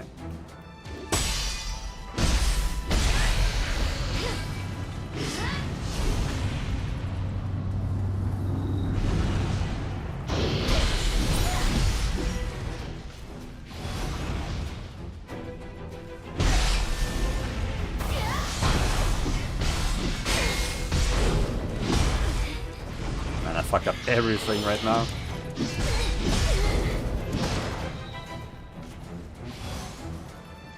Hell. Skeleton warrior actually putting up a fight, that's rare. Because of one misinput. And Mel just painted CL back. Yeah. It did shift the tone. That I agree.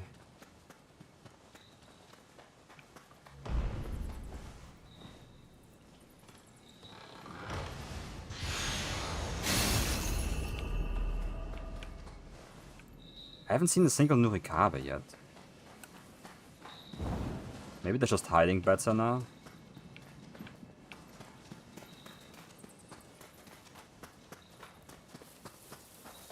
I hope they didn't remove them. I mean, yeah, it's nice to see new enemies, but the Nurikabe were not that. They weren't even enemies to begin with, I feel.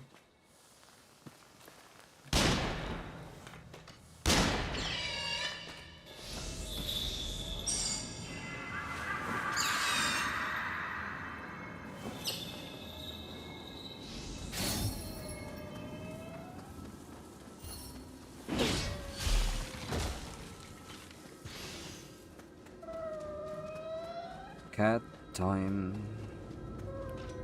Similar deal with as with Attack on Titan, where they reveal that Eren every time you... Yeah. Let me cat chase before I finish that thought. I see where it's going already.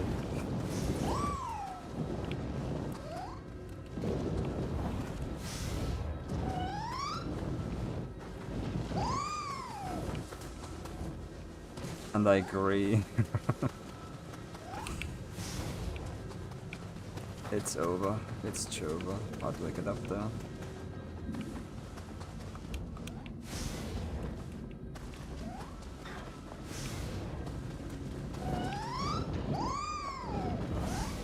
It's intended?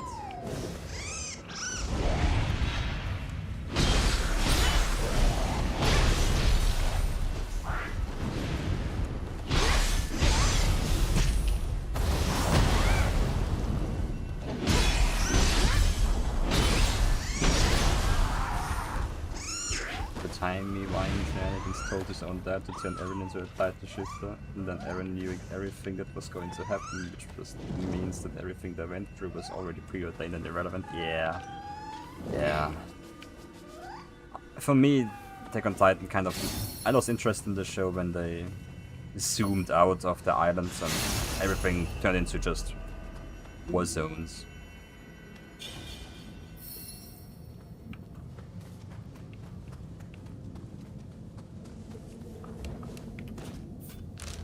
And then it just had to escalate unnecessarily every fucking chapter.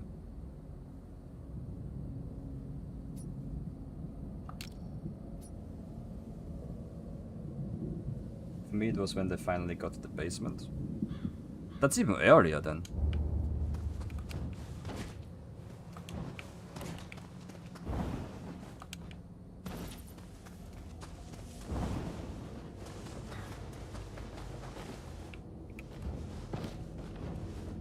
It just took... It just shifted the tone too much. One scene you're having your corpse fighting titans, the next scene completely different characters preparing for some fight.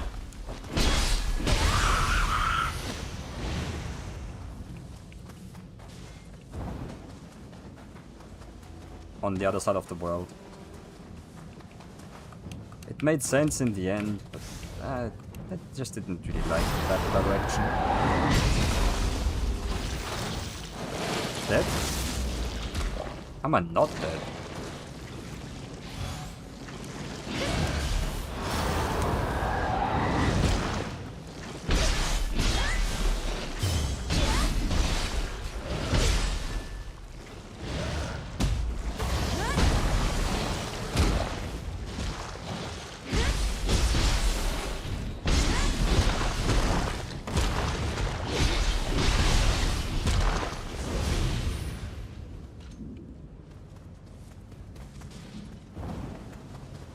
If this was Nioh 1 or 2, I would have died there.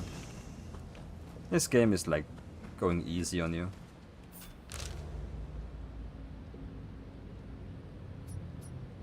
And it shows.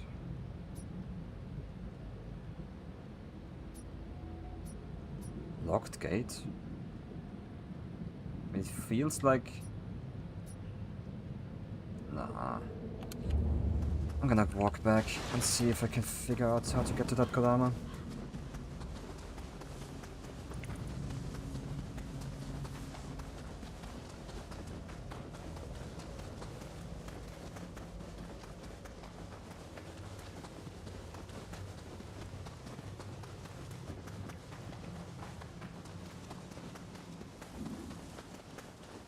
Like, the Kodama merit reward isn't worth that much. But I still wanna find them all.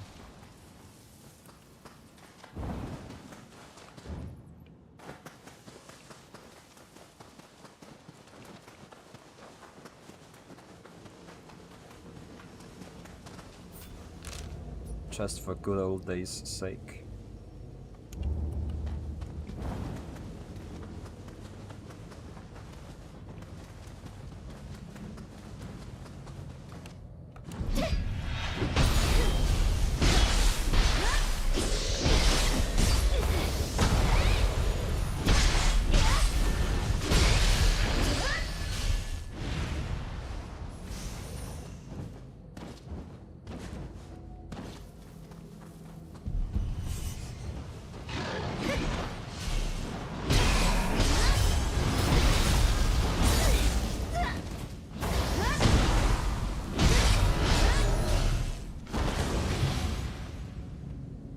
That's one specific boss that was a pretty big roadblock for me and my two friends who also played 3, but he's way further along.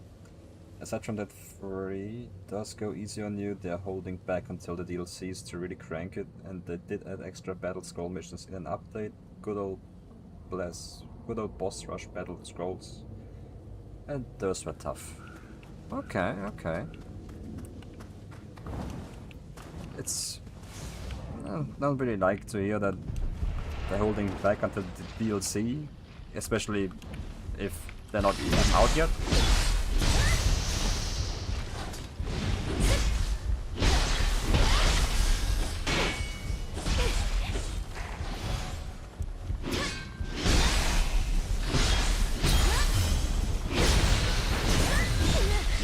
I mean, it does make sense that you don't wanna filter your players too early.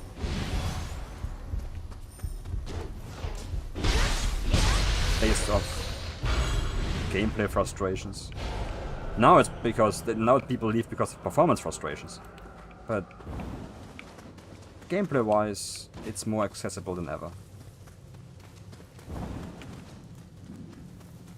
There it is.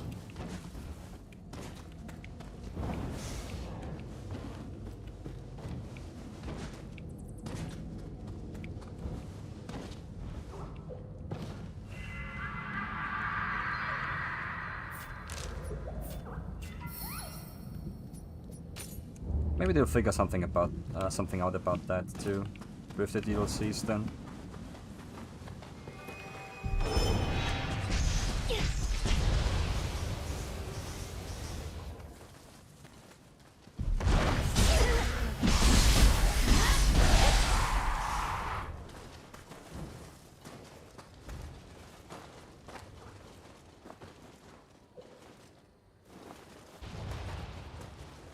But hoping for a miracle fix? I don't know. Not my favorite strategy.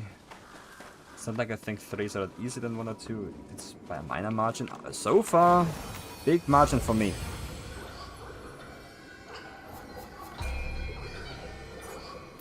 I was relying on quick change to get anywhere really in Nioh 1 and 2. Here, I doubt I'm gonna need it, if it's even a thing in the game.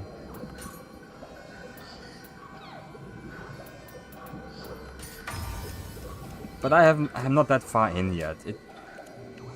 It all still feels like chapter 1 to me. Which it probably is.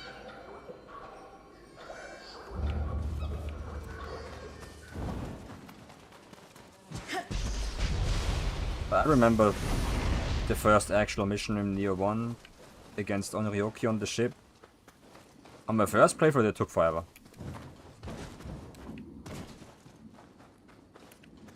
I guess Meski wasn't that much worse and was actually easier comparatively as well.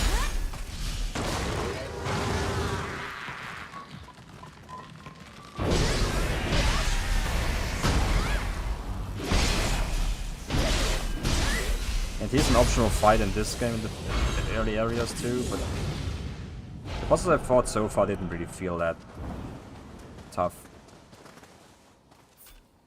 Comparison to Nioh 1 and 2. Mujina Soga gives you a quick change? That's awesome. Okay. So it's still in there.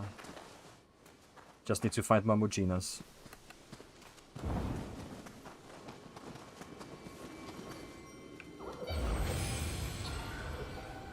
I don't think I have one, do I?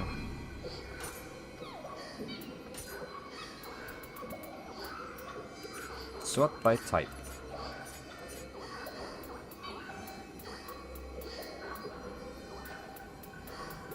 Nope. Nope. It would be down there with the Kodamas. I'm pretty sure.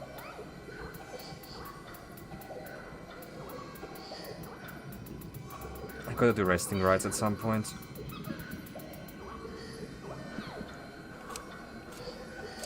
Ah.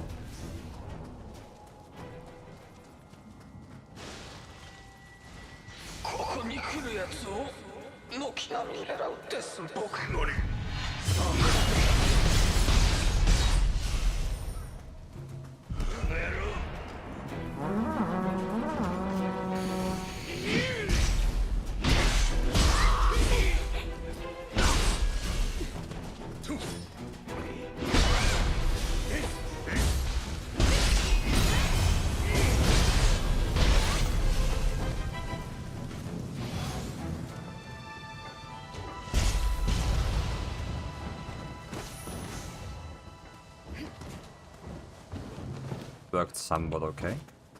Ishly.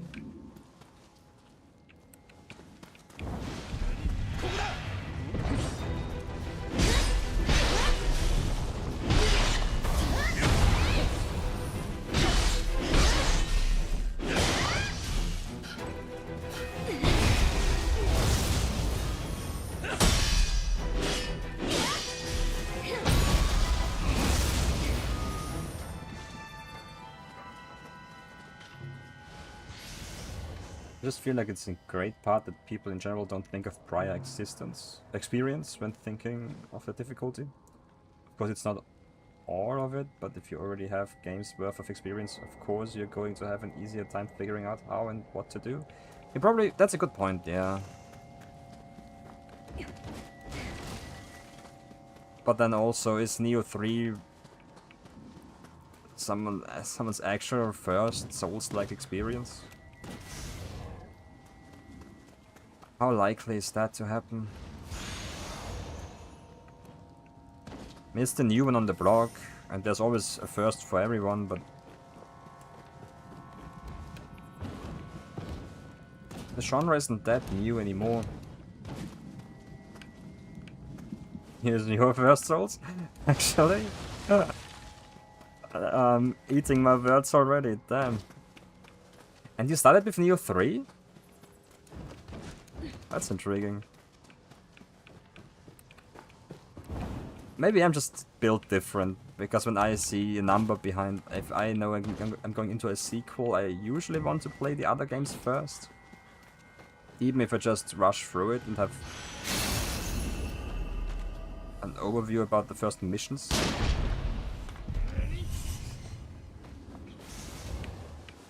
I guess that makes sense with this game because it is very different, so I guess you can start with it. Like the Skya 3, DD2. Yeah, with the Skya I really want to start with the Skya 1. Even if the games are all very different, story-wise, and not connected whatsoever. They make references, like the characters show up again, yeah. But not that important to know. What the hell?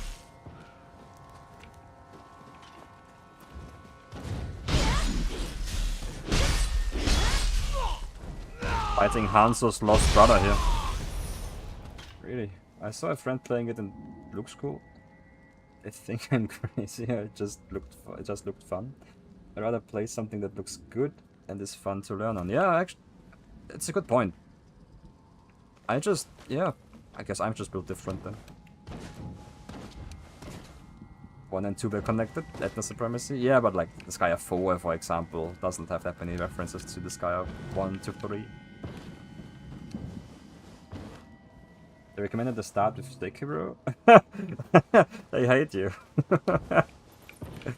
That's one of the hardest FromSoft games out there.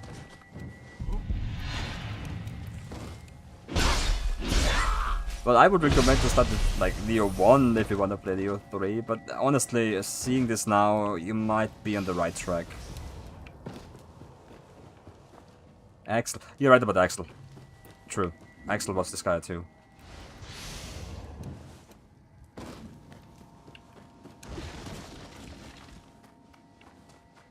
How could I forget? I should have said 5, because 5 truly has nothing in common.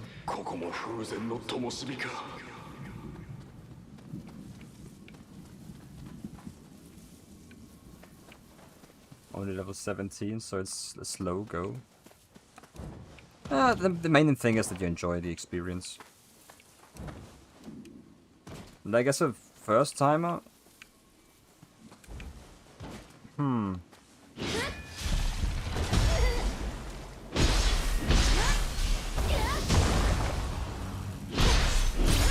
If ever decides to go back and check out the other games, you'll definitely see you see many connections. There are many similarities, obviously. Shouldn't have used the shrine there, now I gotta fight everything again. Oops. Where's this Kodama?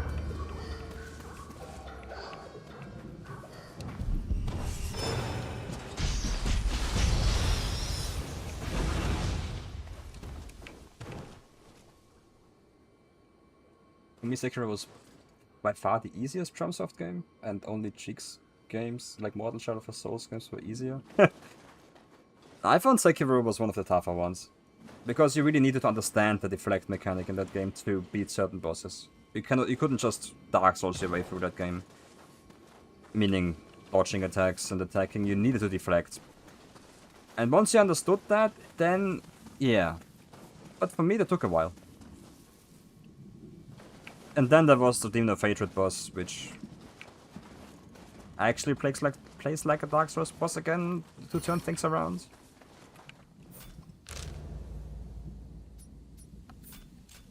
So, my experience was Sekiro the hardest FromSoft game, but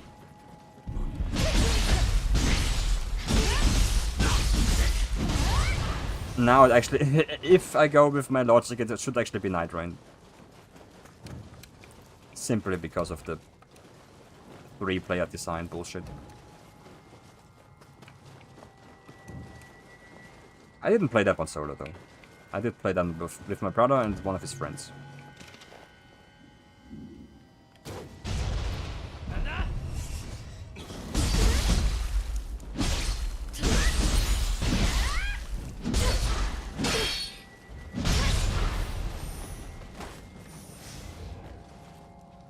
My first playthrough of Sekiro was Mortal Severance ending, and I finished it in less than 15 hours.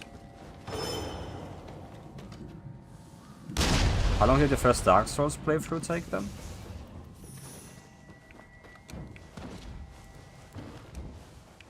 Actually, it's probably longer. Less than 15 is very short compared to that. I think I have in total 40 or 60 hours in Dark Souls 1.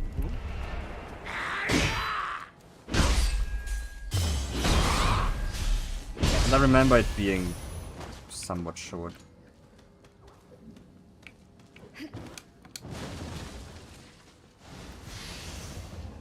Same goes for 2.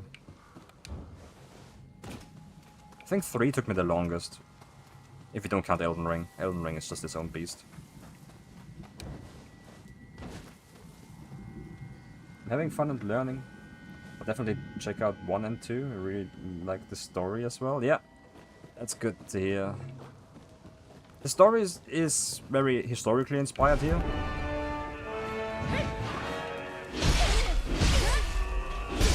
So if you like it here, you'll definitely also like it in 1 and 2.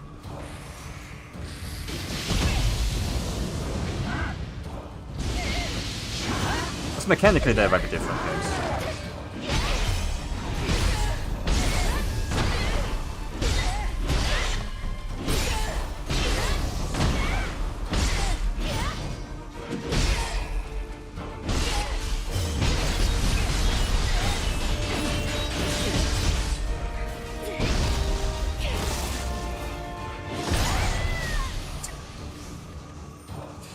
Okay, moving on.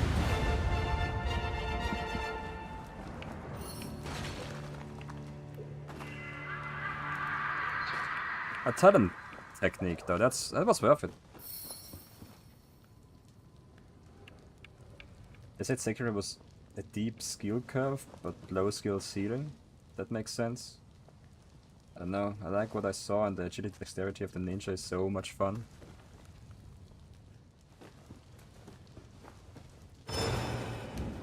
It's kind of interesting to hear the opposite opinion of mine. I only switch to ninja if I have to fight a flying enemy. But I get what you're saying. It's interesting. It's been so long since my first playthrough of Dark Souls 1, but at least 50 plus.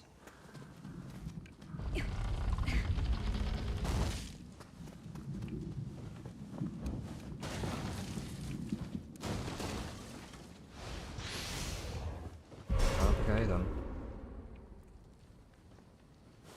What's that sound? I hear something moving. I can't see anything.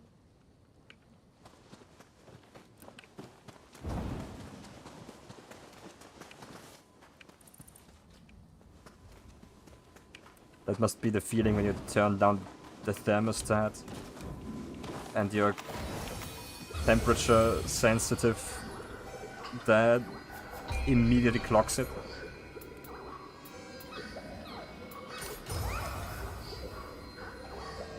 Bullying the boss. I didn't even consider that one a boss. That one was just... The thing about Sekiro was exactly that. It took me roughly an hour to get the handle of the deflecting, and after that every boss except Sword Saint Ishin, who I was stuck on for 5 hours, was a joke. Interesting. To me, I didn't clock it. I didn't understand the deflect at all. Until the fight against that lady with the bucket on her head. I forgot her name.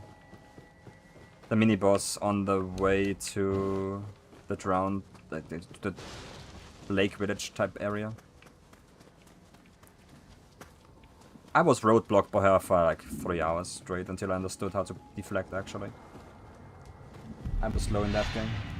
Only 2 bosses in the entire game I did in the first try. And that was Lady Butterfly and Sword Saint Ishin.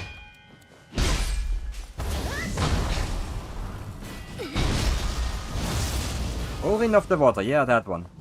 That one taught me how to play the game. Until then, I played it like Dark Souls.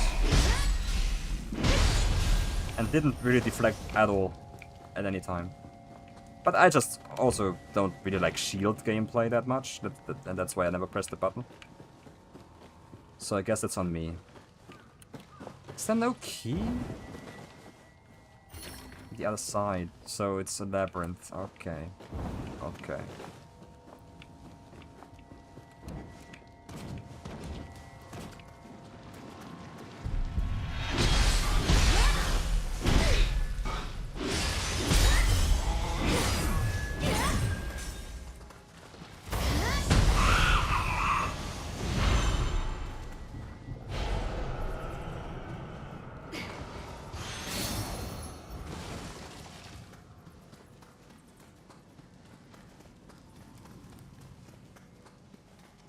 That mentality of mine to just hate shields applies to most games too. In this game, deflection is... it just hits like Sekiro, it feels necessary to do. That's why I do it at all. But in Monster Hunter, for example, I basically never play any shield weapons. Despite them actually being well designed. Sword and Board is really fun.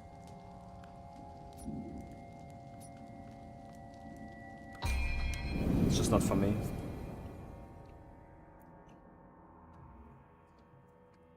Not a shield person either. Yeah. It's just more fun to be aggressive than be offensive than defensive. Even if the best offense is represented by a good defense or something like that.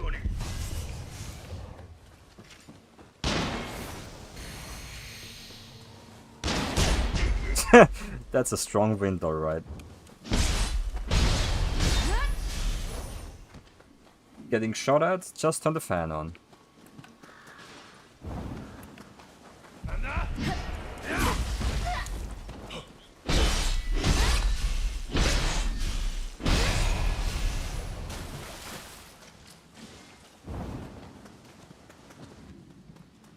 Let the fan blow you.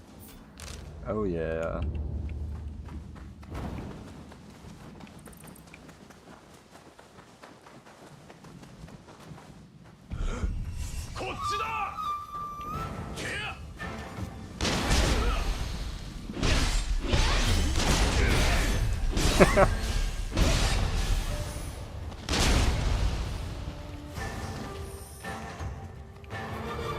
I actually like this talisman. I think I'm gonna keep it. Deflecting Lubu strings made me very happy. Oh, is that an upcoming boss? Wasn't Lubu Chinese?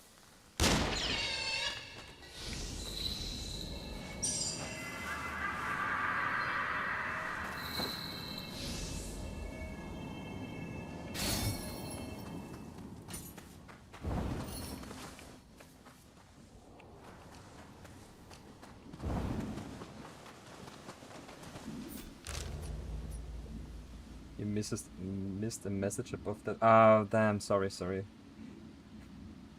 I'm so distracted by Nioh 3. Actually, brain AFK. I also just didn't like Sekiro anyway. The way the deflect felt, I just didn't like, which is why I was so happy when Wolong came out. Gotcha, okay, that makes way more sense.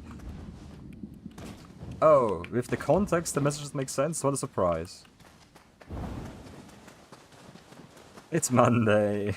My brain isn't working.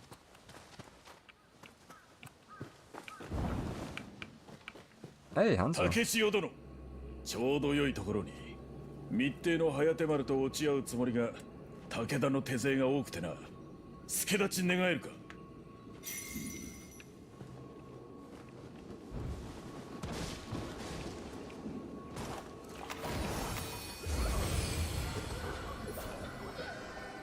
What level am I at right now? 40. Oh, it goes up so quickly.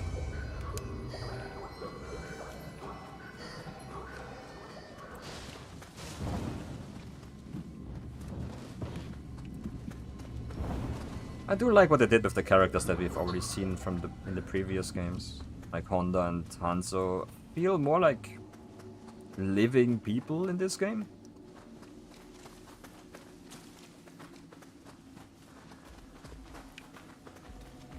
Gotta give it that much. Tell me about it. I went through Channel for Mana today and I'm already level 140. Dark Souls 2, I think that was pretty high.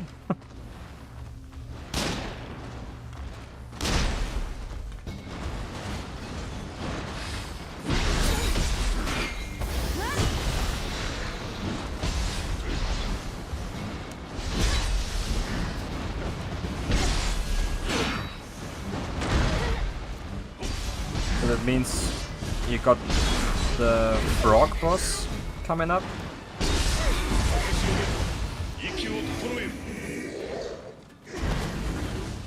What's after that, actually? I know the Trend of Mana was kind of late game, but I completely forgot where it actually gets you. Was it the Dragon area? Ain't no way. Mid-boss. Mid-boss of being the frog. I forgot the name. Demon of Song, probably.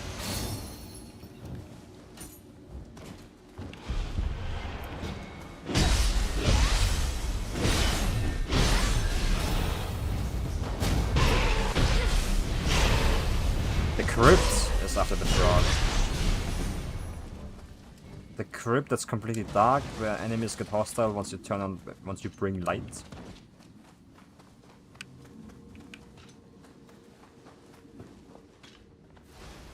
And what's after the crypt?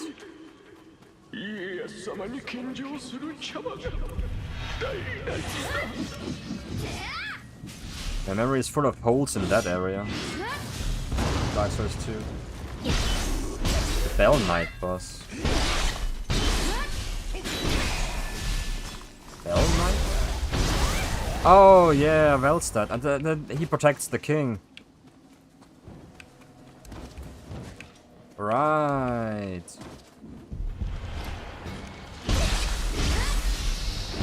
I completely forgot about him.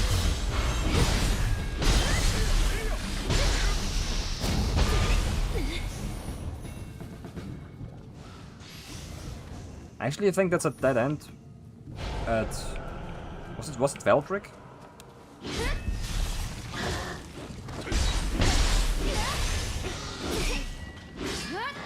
Just got a key from him, so that he can go somewhere else. Lucky.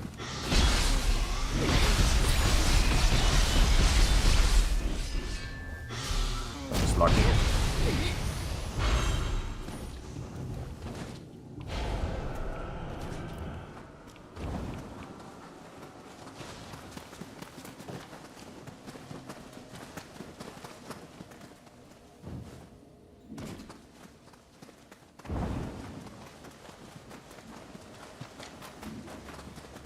あやつ、忍びの才はあるのだが、どうも奔放なやつでな。たびたびこうして迎えに行かねばならんのだ。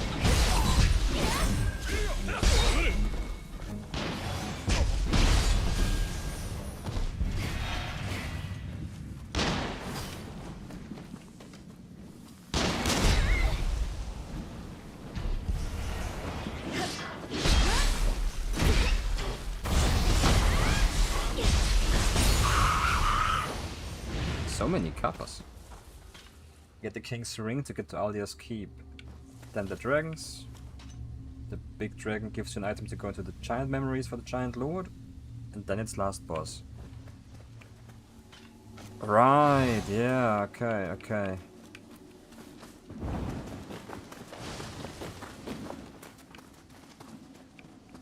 So this is kind of endgame then. There's not much left to do.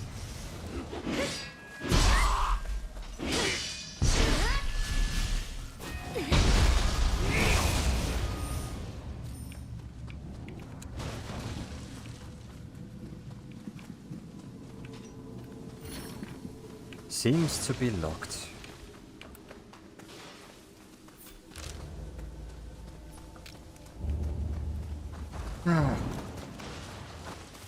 Demon of Dongs, Demon of Song, a boss of all time. It's on the easier side, for sure. I mean, Dark Souls 2 has the quantity over quality approach. I think there's like 40 bosses in there. More than double compared to Dark Souls 3.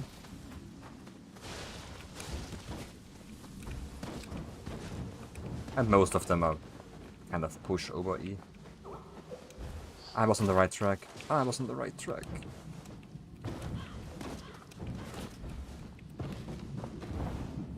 There he is.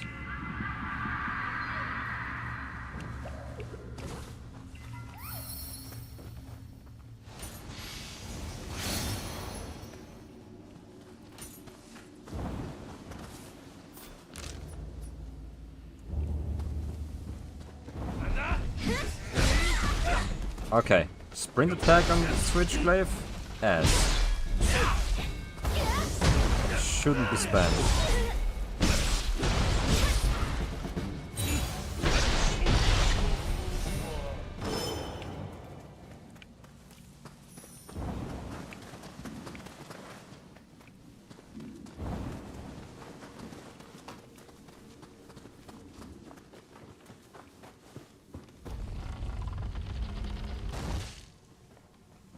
Enemy? No, not an enemy.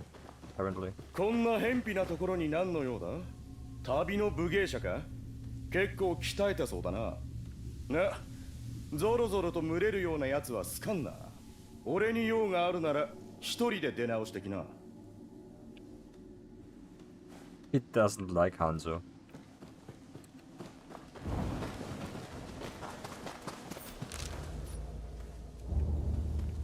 Well, I guess he hasn't played Nioh 1.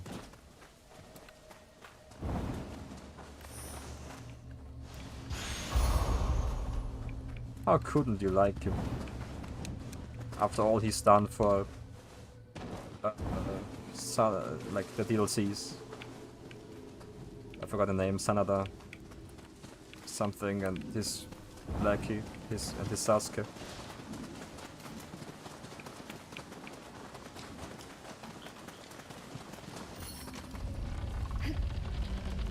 What can I say? Little Laggie's videos are the reason it's Demon of Dawn. I blame him for telling me about the spectacular name.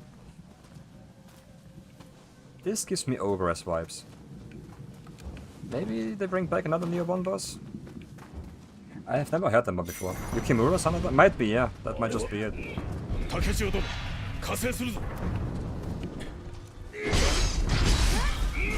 I've never heard Demon of Dawn before, but now I can't unhear it either.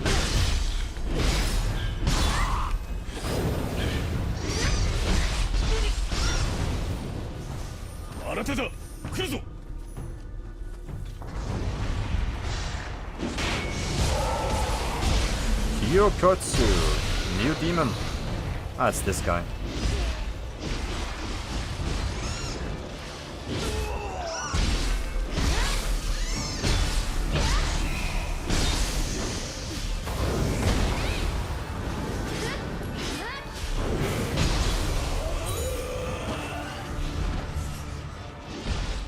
Hanzo can probably solo him, but I'm here too.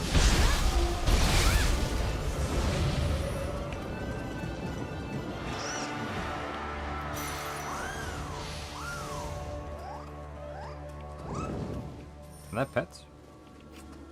Cannot pet the cat. 危ないところだったが助かった。 0 of 10. 礼を言う。颯丸ならここにおろう。これでいて多くの敵情を知らせてくれるのだ。お主の身のこなしもなかなか筋が良い。気があれば稽古をつけてやろう。忘れるでない I was ぞ。 about to say the same. I'm just kidding.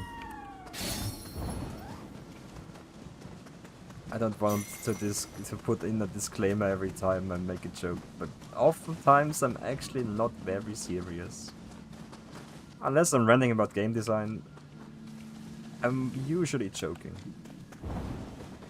I don't mind if there's a non-pettable cat in the game, but it's funny to make fun about that. The best spy available? That damn Scampus is the spy.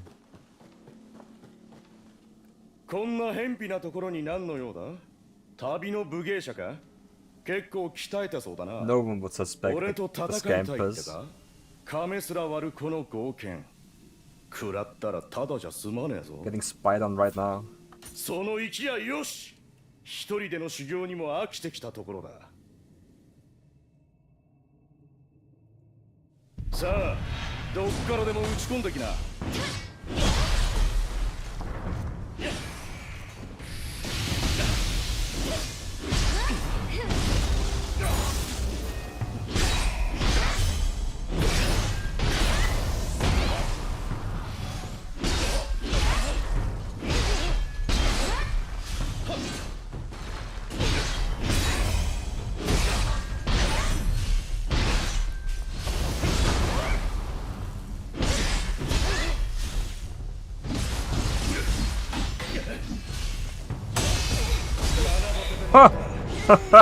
Yeah, that's one. That's what I could. That's the Nioh I know. Can completely bully him. Once you want to try something out, you get one shot. Ah, classic.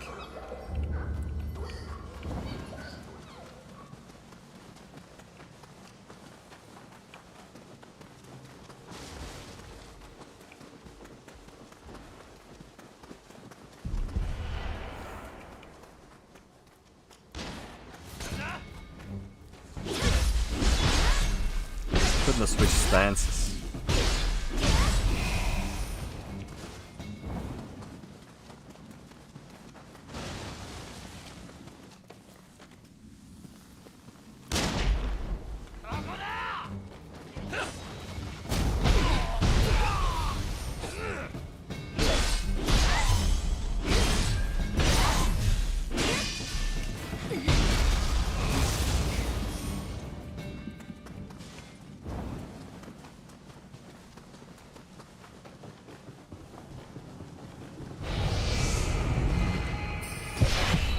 Wukong has to have like a stake of Marika here, but guess this game insists on doing cardio before every boss fight. I mean, so far it hasn't been that bad.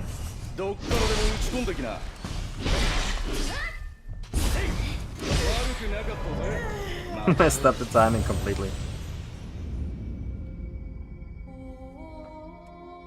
And we run again.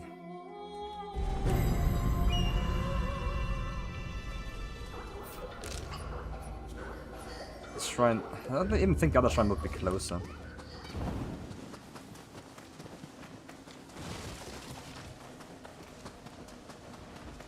Yeah, pretty speedy. That's true. There was a shrine next to right where you helped the Scampus Master. Yeah, but I think it's further away.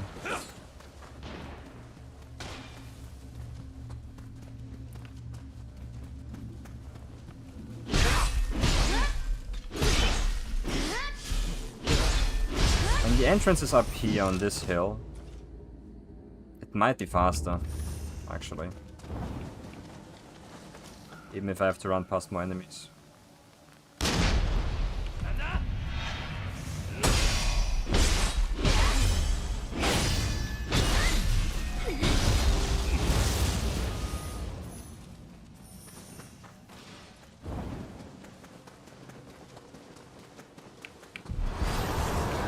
Oh, and now it's changed as well. I don't know if if it was unlocked already. It wasn't. It wasn't. Also, speedruns like if you time dodges, you are way faster than by sprinting.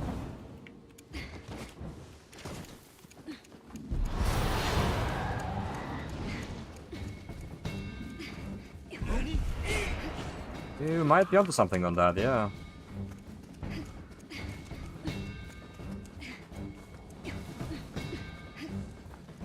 It just requires a little bit more key management.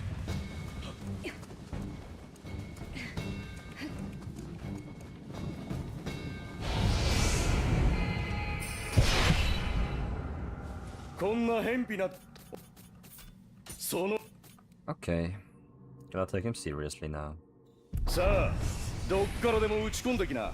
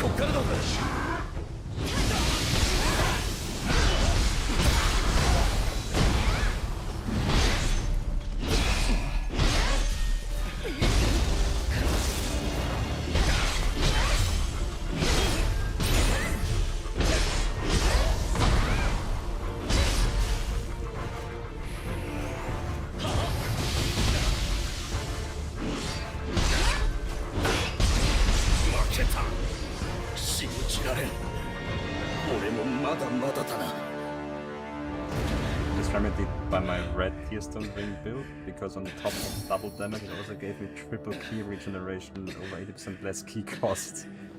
You can just spam that then. Too fast for the game. It is wild that you're faster when you're actually dodging. Like faster than sprinting.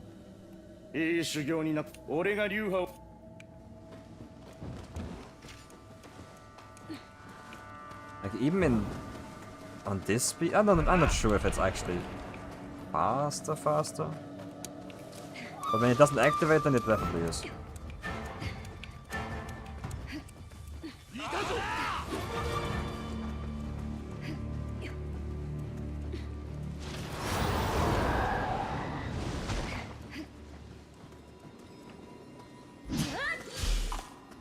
Oops.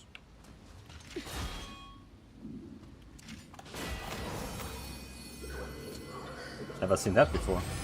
But in ninja style? Will do, will do.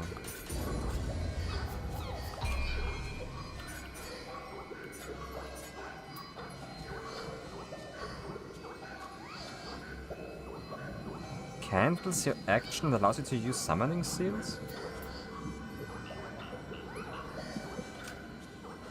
I don't get it.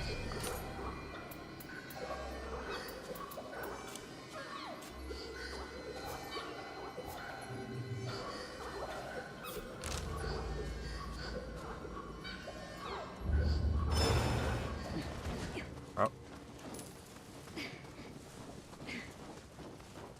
That actually requires timing.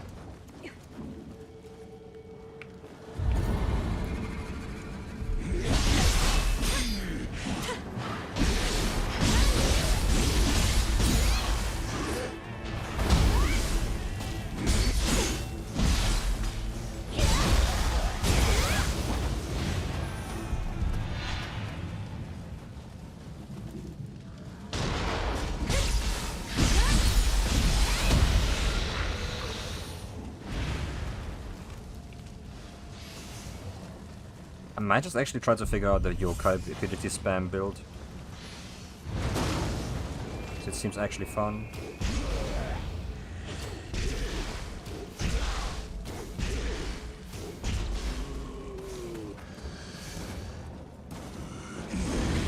Ah, okay. Didn't have that much time.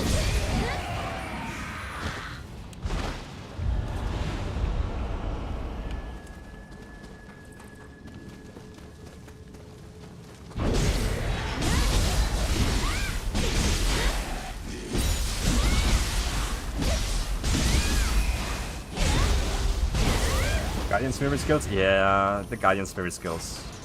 The yokai Pokemon, I don't know. Not a big fan. At least the Blood Edge Demon. I feel like every time you press the button, your FPS just half. Doesn't feel that great.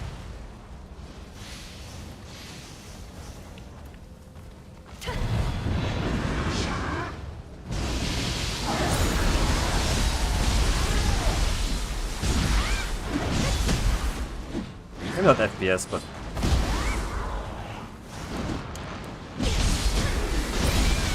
You add another visual bloat.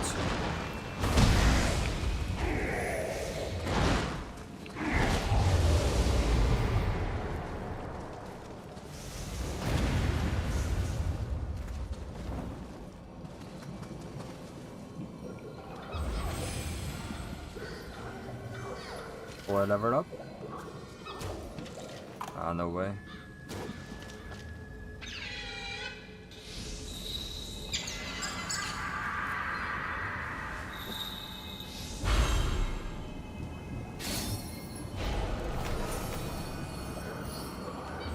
Cyclone Wind.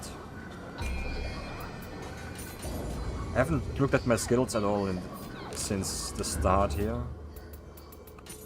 What did I just get? Where is it? It's down this road?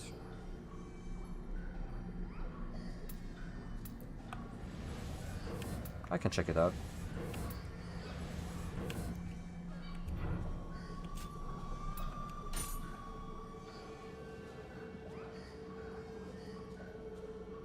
Cannot shift. No, there it is. Cyclone Wind. This stays on. Are they gonna dodge him? Skill?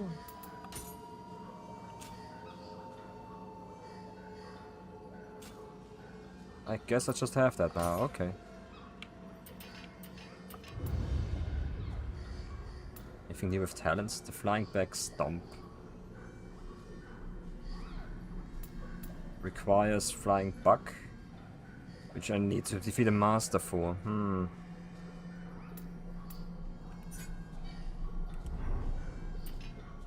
Just gonna wait with putting in any more skills. I don't know what to go for yet. Read your Dachi Master and you learned the skill. Ah, that was the Ito side just now. Gotcha. I thought I would just unlock the skill to be able to be learned, and not the skill straight away. That's why I was confused about that just now. Because whenever else you unlock a skill, like this one right now, I had to learn that myself. As if Masters is just different then.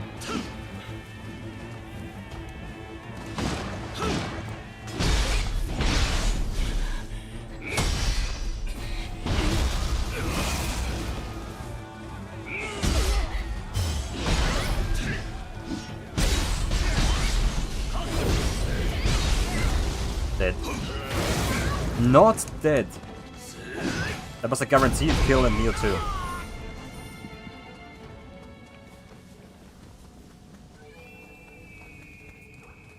Like, it actually dealt 3000 damage. Minimum. The masters give you straight up skills, the Chichikos instead give you skills you have to learn. Crucible skills are also straight up learned. Oh! Good to know, good to know.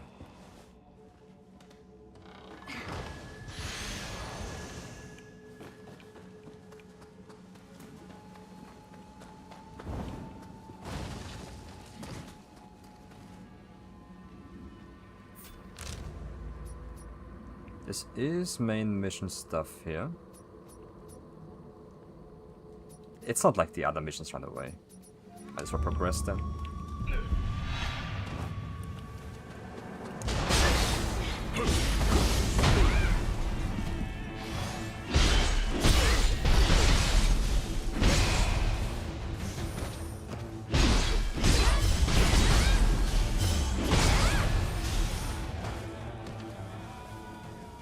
Top 3 boss at Futamata Castle.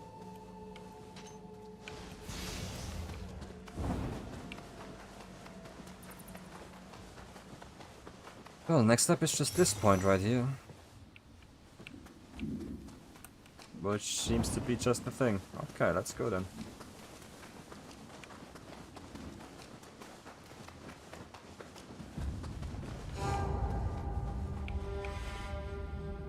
Ha. Gotta give open world that much credit. Like, introductions like this, before you go into an area, that beats a mission select screen.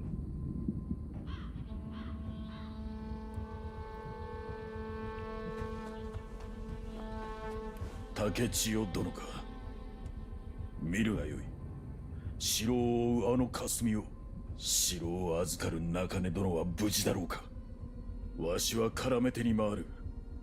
お主は大手から踏み込め。城壁には鉄砲隊が控えておろう。身を潜めて進むもよいが、頭を仕留めて士気を乱すも一計であろうな。Anything else? わしは絡め手に回る。城壁には鉄頭。Main entrance attack it is.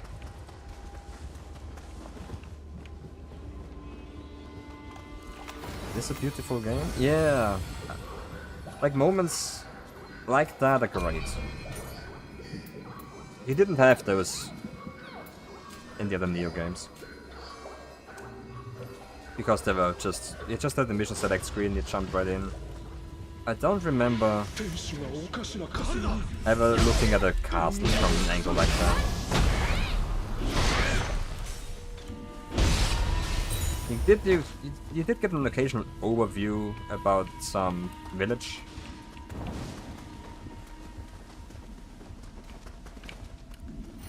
But not like that. Not in a wallpaper format.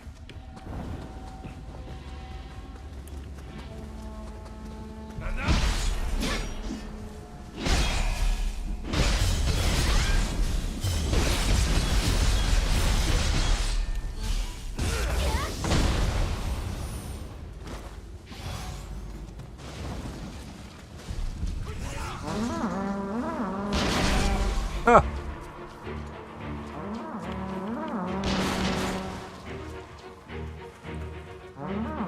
Flashbacks to a certain Nioh mission. I'm actually not sure if it was Nioh 1 or 2 right now.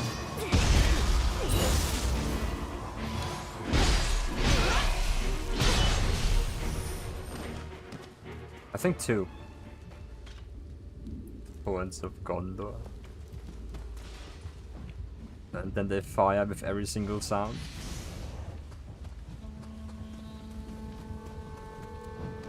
Something similar was also done in an Air Day Games mission.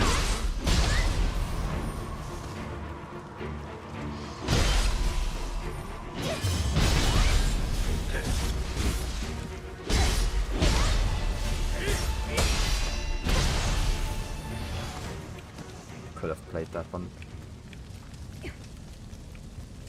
a little better.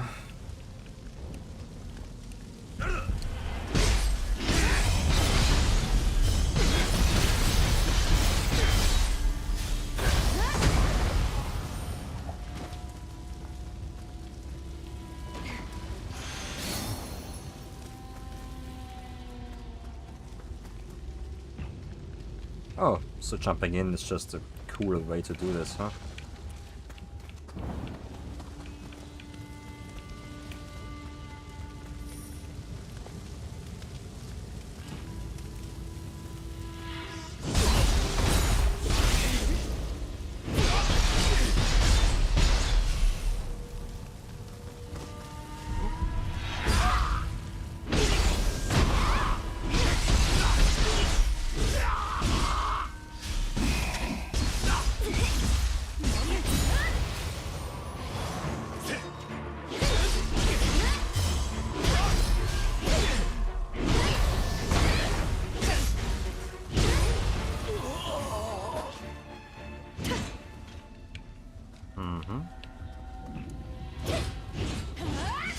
Okay, gotta check the other skills I have as well.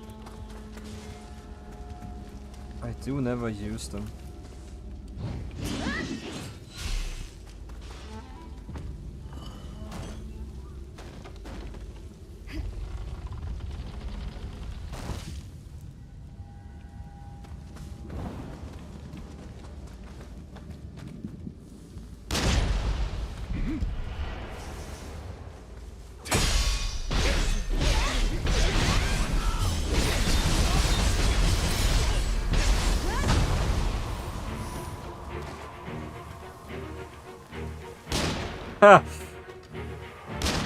Never mind.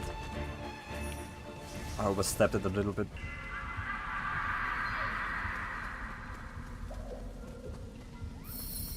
Not sure what to think of the illusionary walls.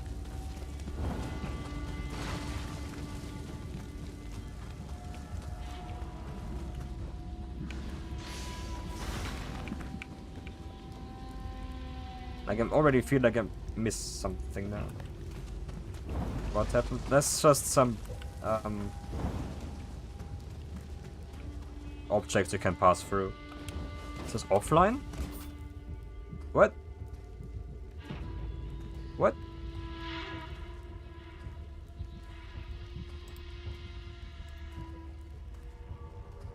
Shouldn't. Stream froze for a moment. Stream crashed a minute ago. What?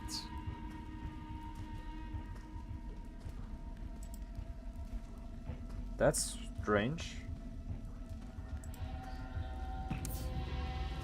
That's now 1 minute? I wonder why that is.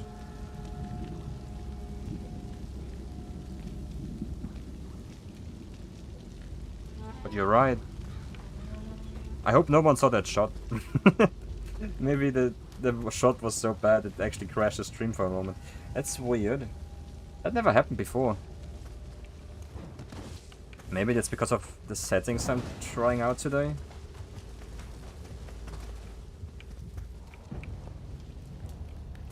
Stream settings, that is.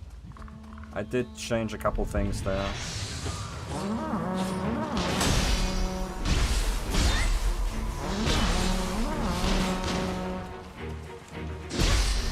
But now it's all good again, right? I didn't really do anything, but just to diagnose the issue.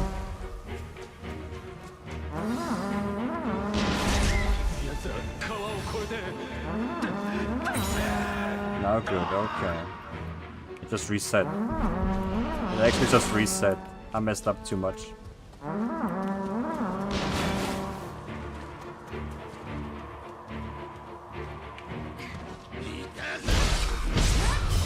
It's good? Okay, okay.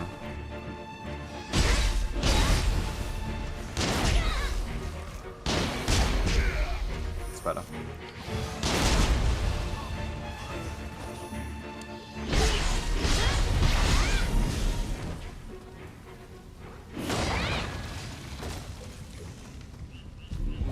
I don't want to go for too much longer, but like half an hour I do want to stay still. I do want to keep going for that much at least. Just crashed?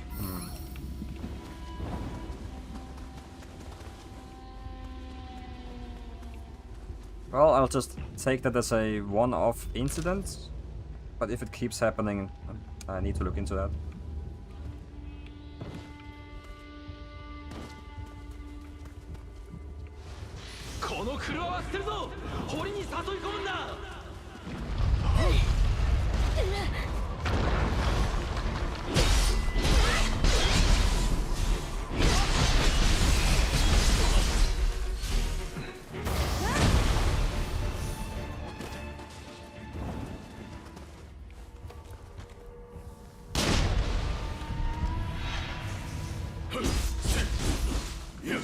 Missed every single reflect.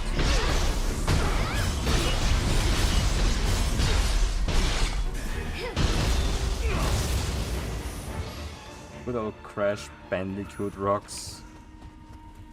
Damn, it's been so long since I played Crash Bandicoot.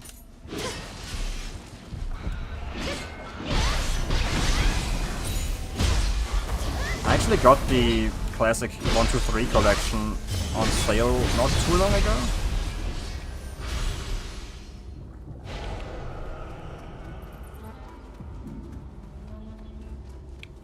I feel like that's gonna be a game for off-stream.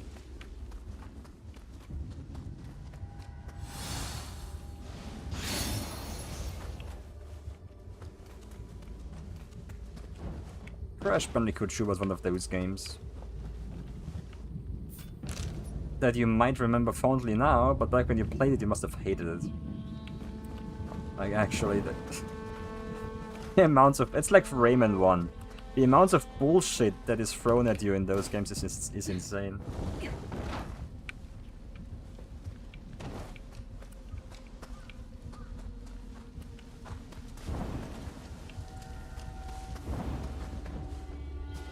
With Rayman it was even worse than with Crash Bandicoot, because it started throwing a bullshit at you way sooner.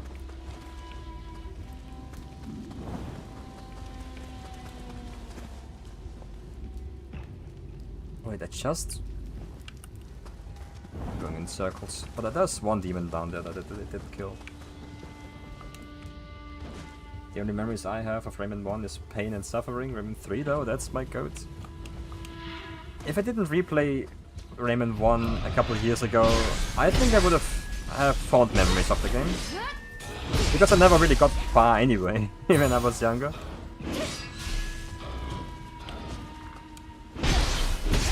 But the game actually, like, progression locking you if you don't do the cage collection in every single mission. That sucks. Like, you've beaten every level, you want to now challenge the final boss? Well, you gotta go redo all the levels you missed some cages in, because you cannot enter without those.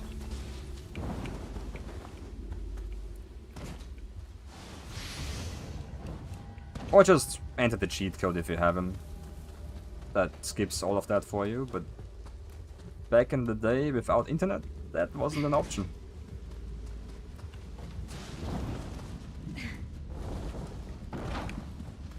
The only thing I remember of Rayman 3 is just the chaos, the chaotic vibes it emits.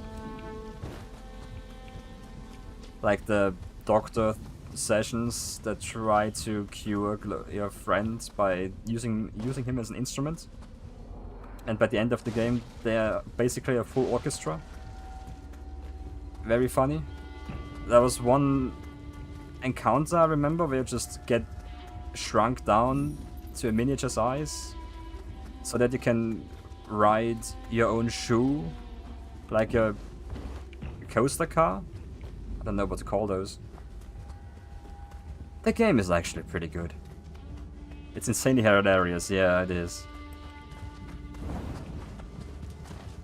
I think it also had a section in there against some invincible enemies.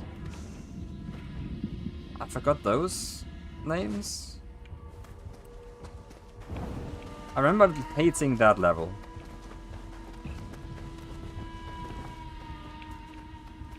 But I got some fond memories apart from that.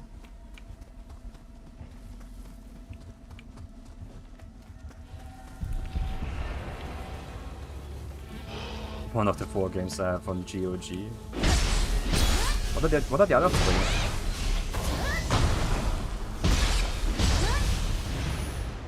Rayman 3 deserves it.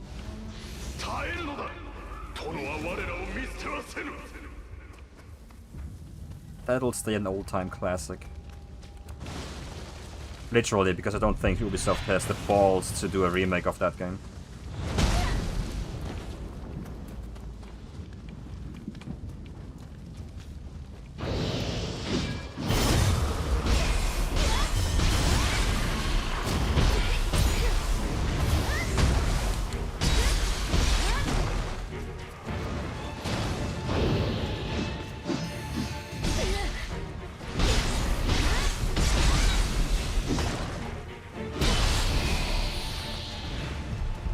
Can the wind deflect the fist?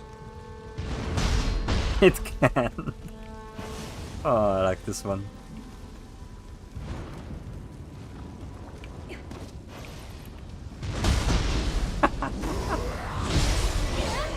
Oh, Disney's Hercules, Heroes of Light and Magic 3, and Lara Croft Angel of Darkness.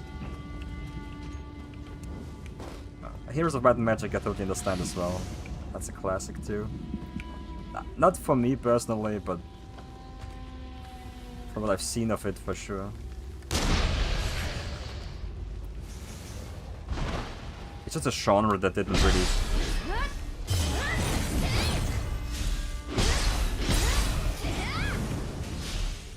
get very far. There's still some occasional indie games that pick up on it. But there's like 5 home-like games nowadays. And that includes the Heroes of Light and Magic series.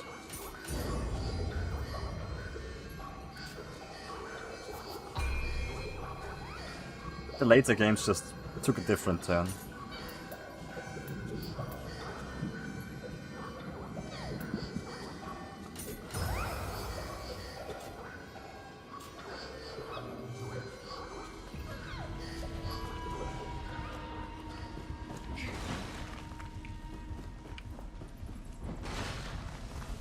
Disney's Hercules is also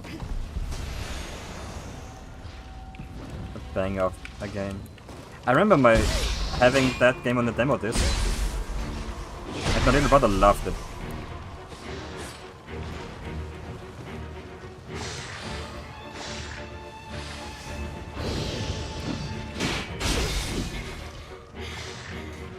Oh, I'm out. No, I'm not out of the feeling. What the hell?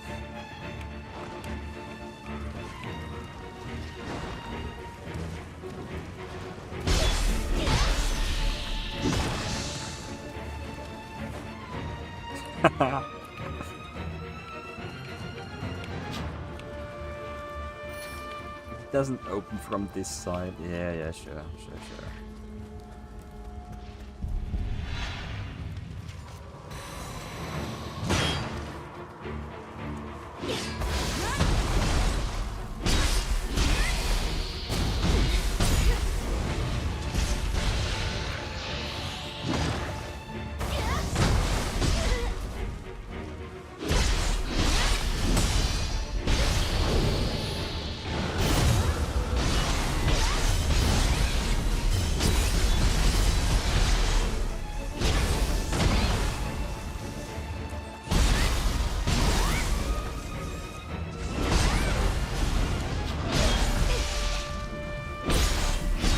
Classic Yoki.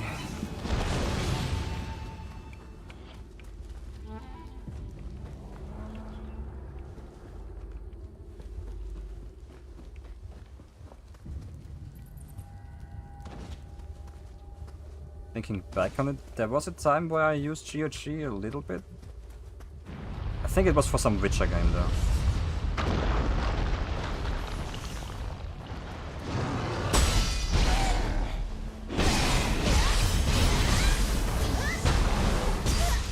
I think it was for Gwent. Because I was really interested in that when it first was announced. And GOG was of the first platforms where it was available on.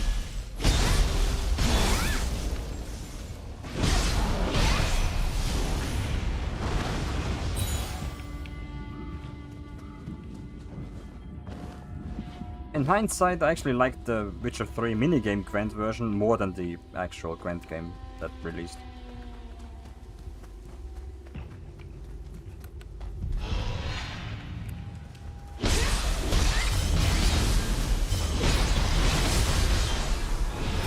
Now it's just some library at like 1% achievement completion.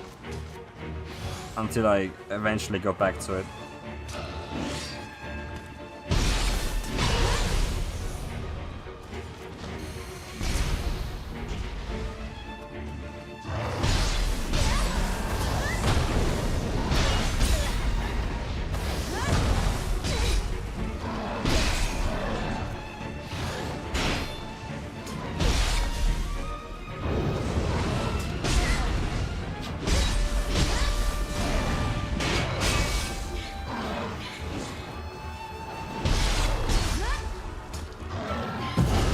It's too close.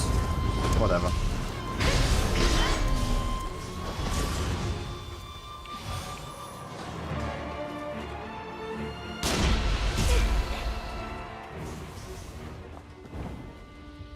Just hope Ninja Gaiden will be on stream game for at least the first playthrough. Yeah, I intend to. All of Ninja Gaiden at some point after Nioh 3, definitely, but like I want to go for another game between Nioh 3 and Ninja Gaiden. Something that's less action heavy. It's been a lot of action recently. And I usually switch genre a lot.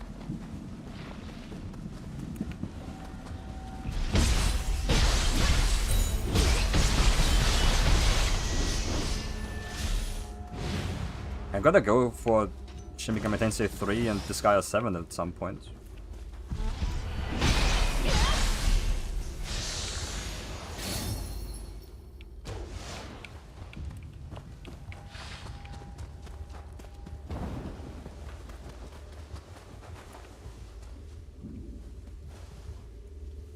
Oh.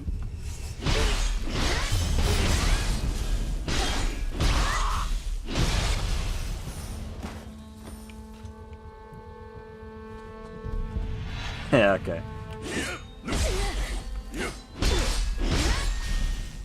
Don't wanna step too far and risk difficulty. JRPG time with FS7 Rio, maybe? That's actually a nice idea. I am playing FF13 off stream at the moment. If I finish 13 before Nioh 3, then probably yeah.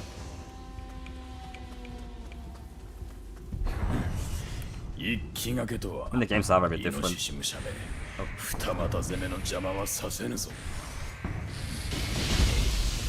My main fear is that I'm gonna forget about the controls in either of them. Because if Souls likes it happens a lot.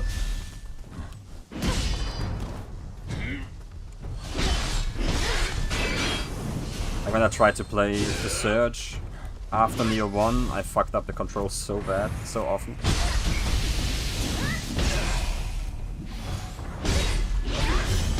It's because the muscle memory is not there, but the games are similar.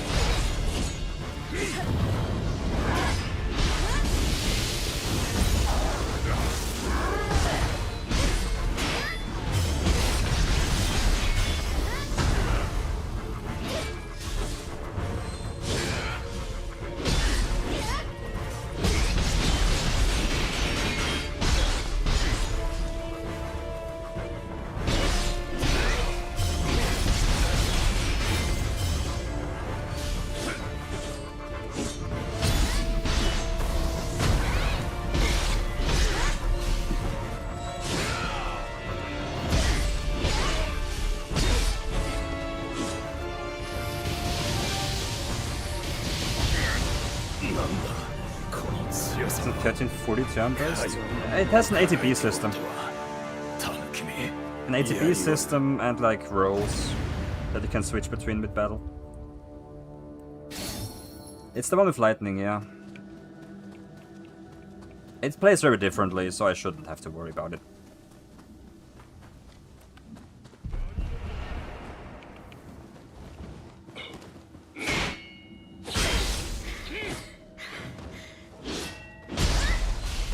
The one with the long GUI grind if you wanna go for 100%. But honestly, the story so far is actually kinda good. I forgot all about it. When I played FF13 for the first time ever, it was probably over 10 years ago at this point.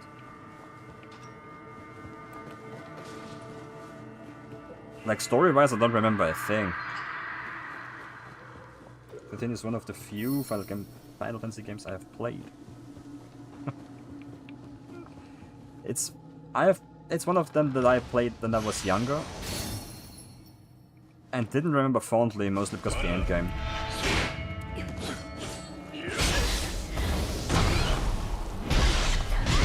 But going back at it now, I actually kinda like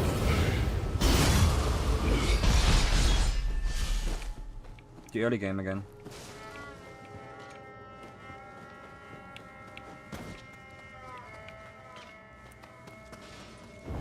I always felt like the game tried to impress visually and forgot all about its gameplay, but that's not really true.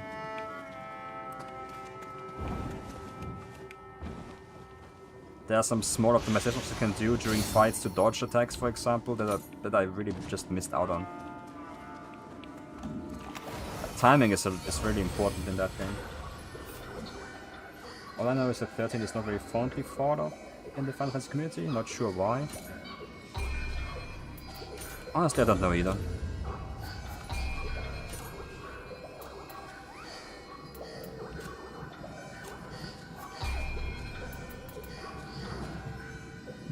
%10 soul core drop rate, huh?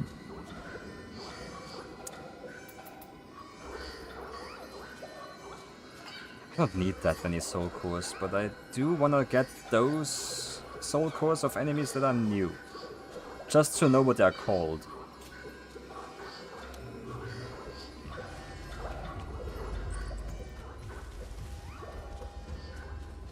I think it was something about lighting mainly people disliked. I mean, character-wise, he doesn't feel that far different from Cloud.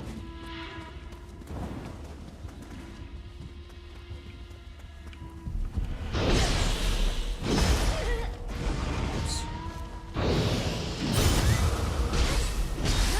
Both being soldiers that just follow a purpose. I feel like all the other characters are more dislikable, actually.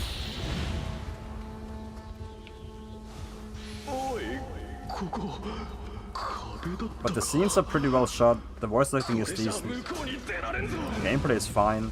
The Nurikaris are back! Oh yeah. Wait a minute. Hostile behavior is wrong, okay.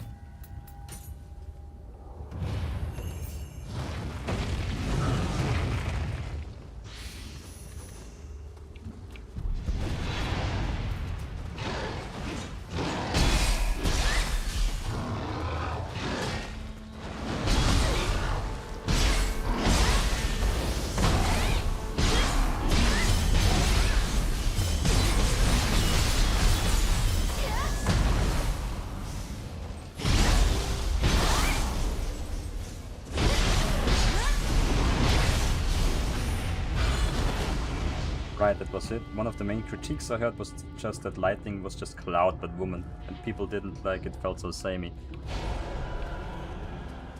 I can understand that, yeah. Okay.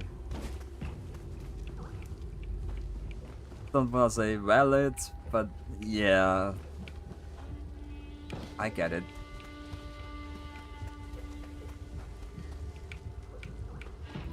It's in here, so I gotta... I can reach this from here, no problem.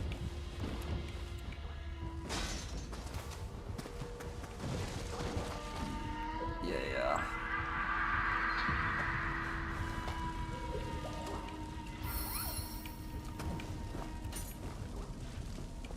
Man, I still gotta progress for the game again. I'm still at the very start now. And I've forgotten pretty much everything about it. I noticed. Like, one of the main things was that, for example, one character, Hope. I always knew that he hated another character in the plot, but I forgot the reason why.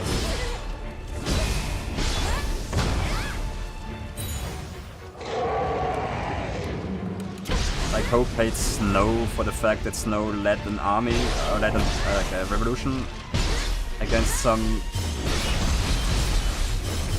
against the purse that was being held. And Hope's mother joined in the revolution and died, and Hope blamed Snow for her death, and most of the game he just joins by because he wants to kill Snow. I forgot that entire motivation.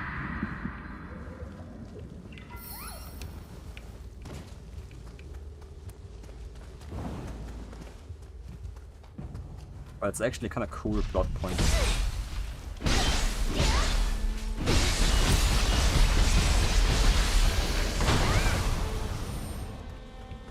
never finished it either. I played through like half of it or something like that because I had borrowed it from a friend and had to give it back before I was done with it. Final Fantasy games being long and all that. That's true, that's true.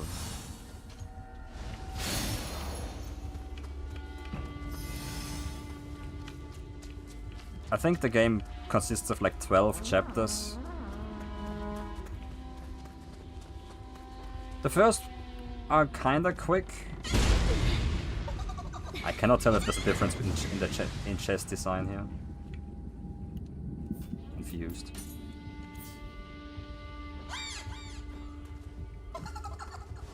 I just know that the final chapter is basically half the game.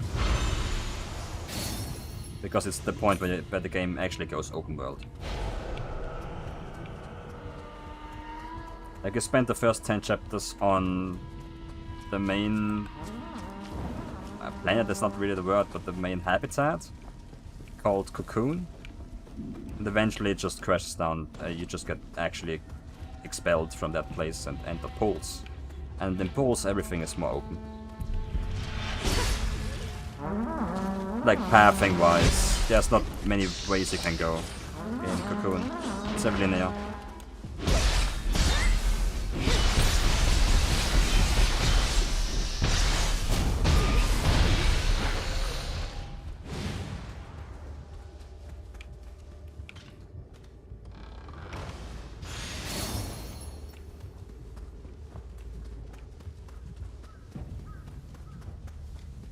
Which is also not that uncommon for Final Fantasy games.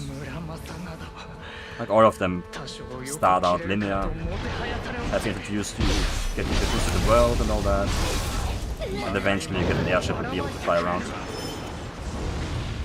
That's not how FF13 does it, but that's how most of them does do it.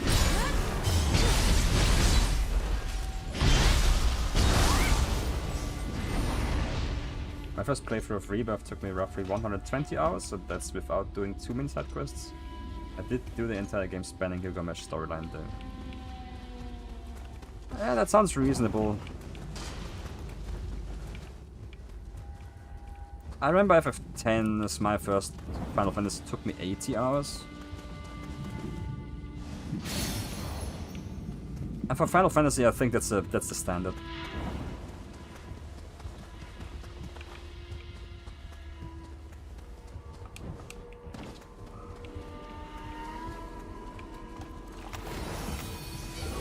The games take long, especially if you are stuck on some bosses for a while.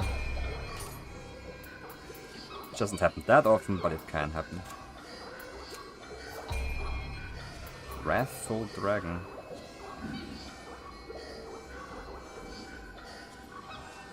Just some elemental damage. Debuff, like, you can deal more elemental damage after you use ninjutsu. I don't know. Increases spirit fast by 3 when you purify. That's actually kinda nice. But I don't usually go for perfectly timed key pulses here.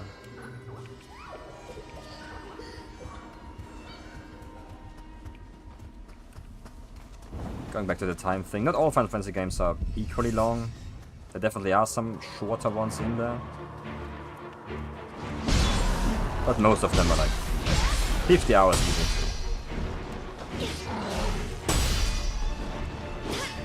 And I think the original pixel remasters on Steam right now are not as long.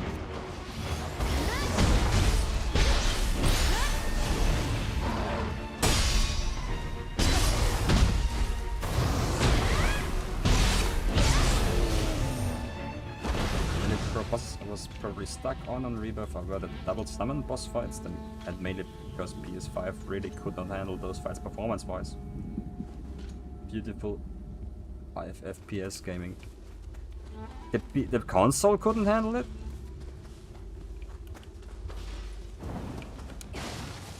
Or...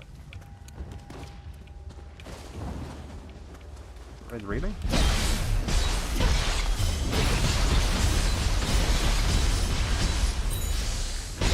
That sounds tough then.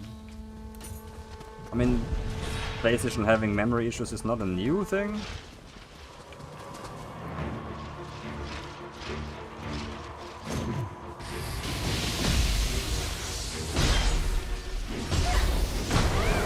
That's why you couldn't really have any double boss fights in DMC, because the console didn't have the memory to just display that much data and handle that much AI.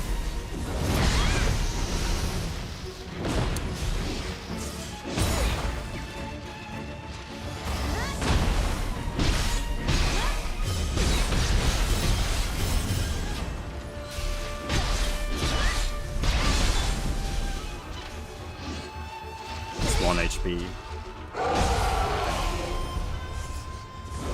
Oh, Ferryman armor is back. Oh. Special Soul. My favorite armor from Nioh 2. Oh, my favorite chest piece.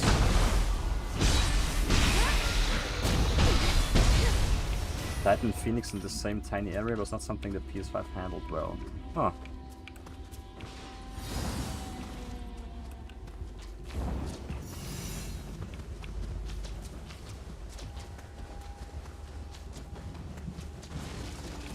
There I thought the games would be actually optimized for consoles if they release on it.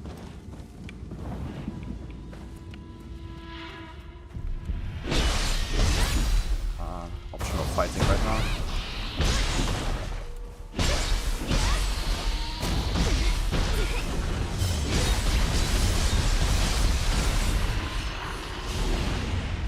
F7 rebuff would be a good idea actually. I did enjoy Remake a lot. The first installment. I wanna find the hot springs. And there they are. My PC ran just fine when I got to them earlier this year. Okay. That's really interesting then.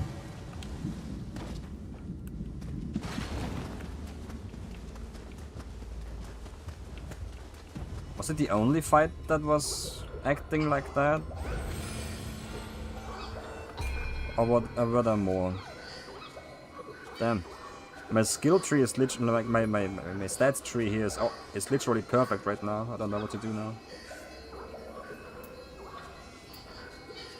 Maybe equipment weight to 20 or more constitution.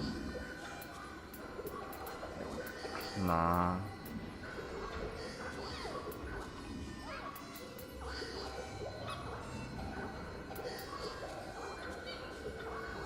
And strength for weapons is not a bad idea anymore. I'm gonna go stamina to 15 and then maybe intellect magic. Or just magic really. Magic is probably worth it. But first stamina 15.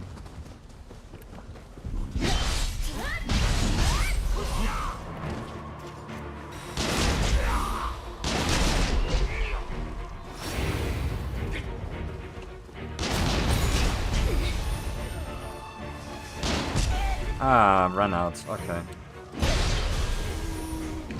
I thought it would last a little longer.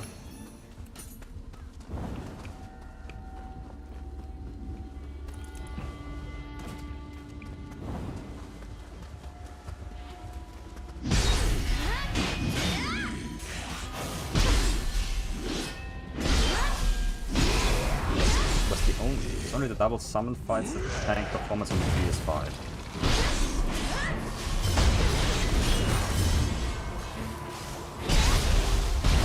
There were only a handful of times where it felt even hiccups. Okay. And that sounds more fair then.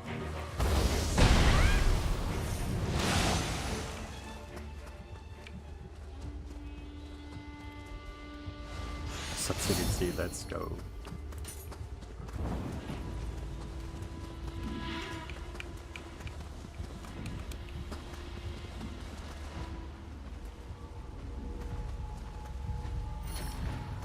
Doesn't open from this side. Whoever makes those doors... It's probably just barred from their side, but still.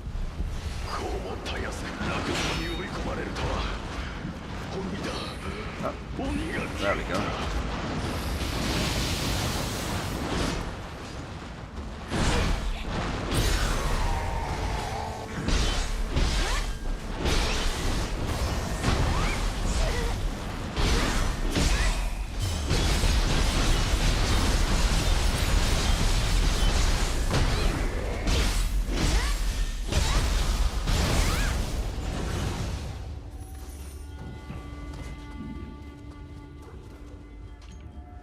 That's the hot spring. Okay. I thought sound-wise there was a Godama there. But map-wise there's no icon, so... Holy... It is just bad. Yeah, okay. It does make sense to be able to lock doors, but... You don't have to lock all of them.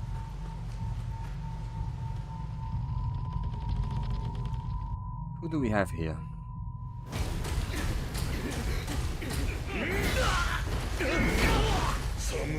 Cool as boss time. Baba Nobuharu.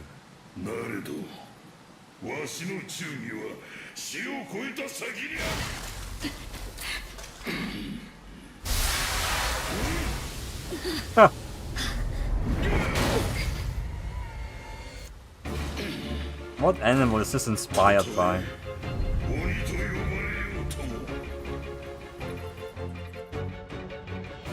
Clam? A clam can just go invisible like that? That's sick.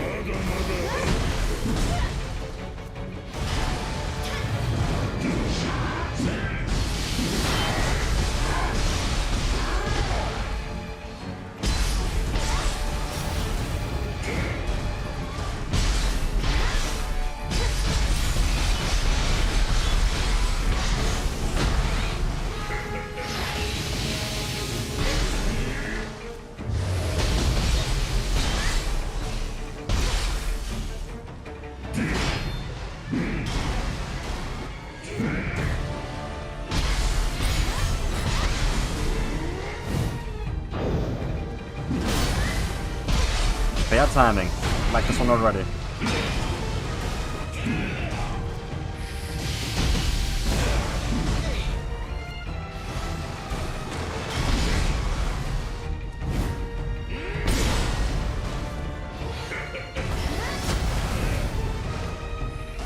Ah, not enough.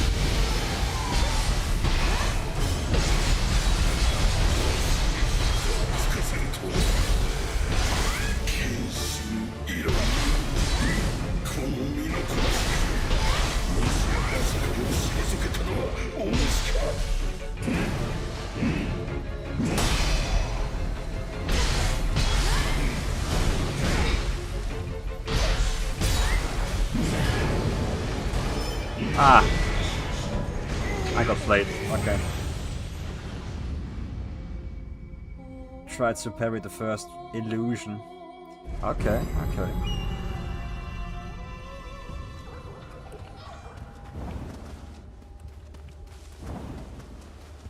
And no cardio this time.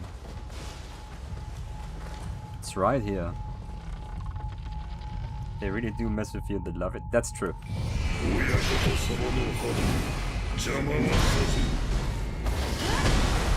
I'm getting messed with a lot every time.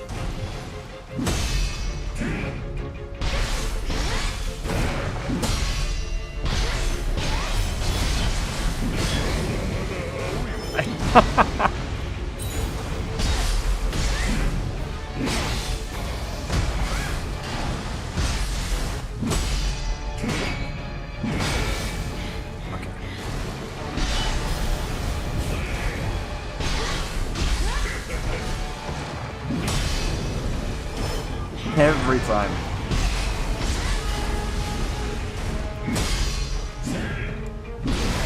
Okay. The tracking is fine.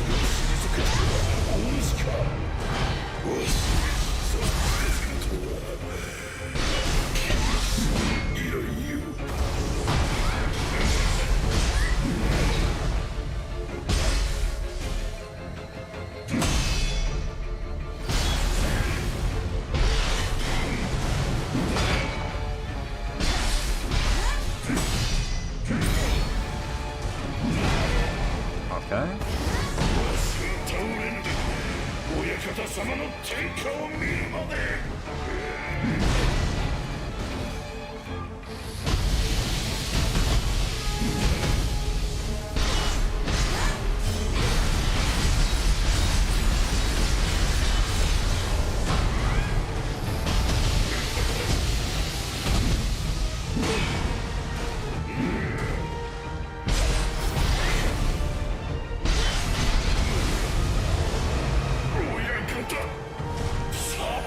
Could be more tanky. It could be tankier. But alright. It's alright. Closer to an illusionist boss I've seen. Yeah. Dragon's Dogma 2 should have taken notes here. Taken notes here. But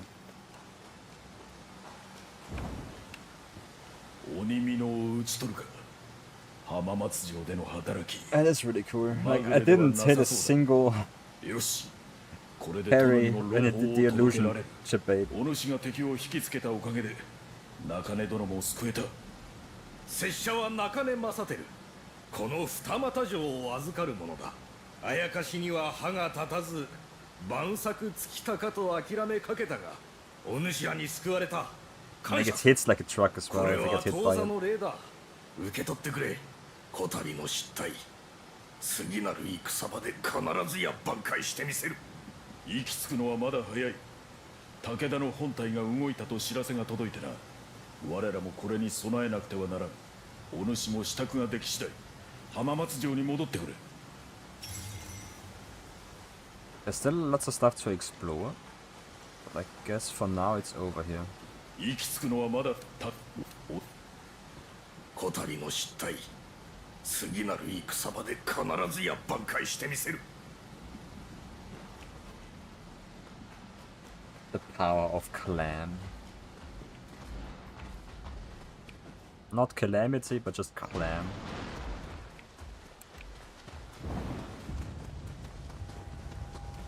I'm gonna leave it here, I think.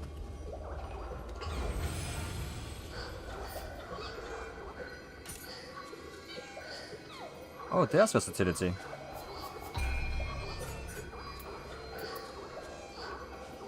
That's the buff from Nioh 2 with the Ben Seiten set grace, for example.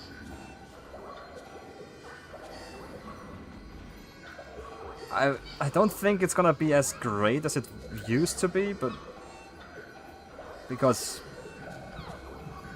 it only really made sense with fast hitting weapons. I guess it makes Ninja a lot stronger. I gotta try it at some point. Every time for me to go to sleep as well, huh? Win-win. It's gonna be Ben Seiten's grace that gets you stacks of versatility when deflecting or evading. That's true, yeah. I mean, this one's just the more you hit, the higher the stack goes, and the more damage you deal. At least there's some steps to build stuff already. That I like. You get to think about your late game build early. Because versatility is definitely not that... not a perfect introduction type skill. But yeah. Thanks for hanging out. Enjoy the rest of your Monday. I think I'm gonna try a different weapon every day in this week. I really feel like doing that. So tomorrow I'm gonna switch to something else. See ya again. Yeah. I'll quit already. Yeah, I'm gone. I'm out of here. Thanks for hanging out. Bye bye. See ya. Have a nice one.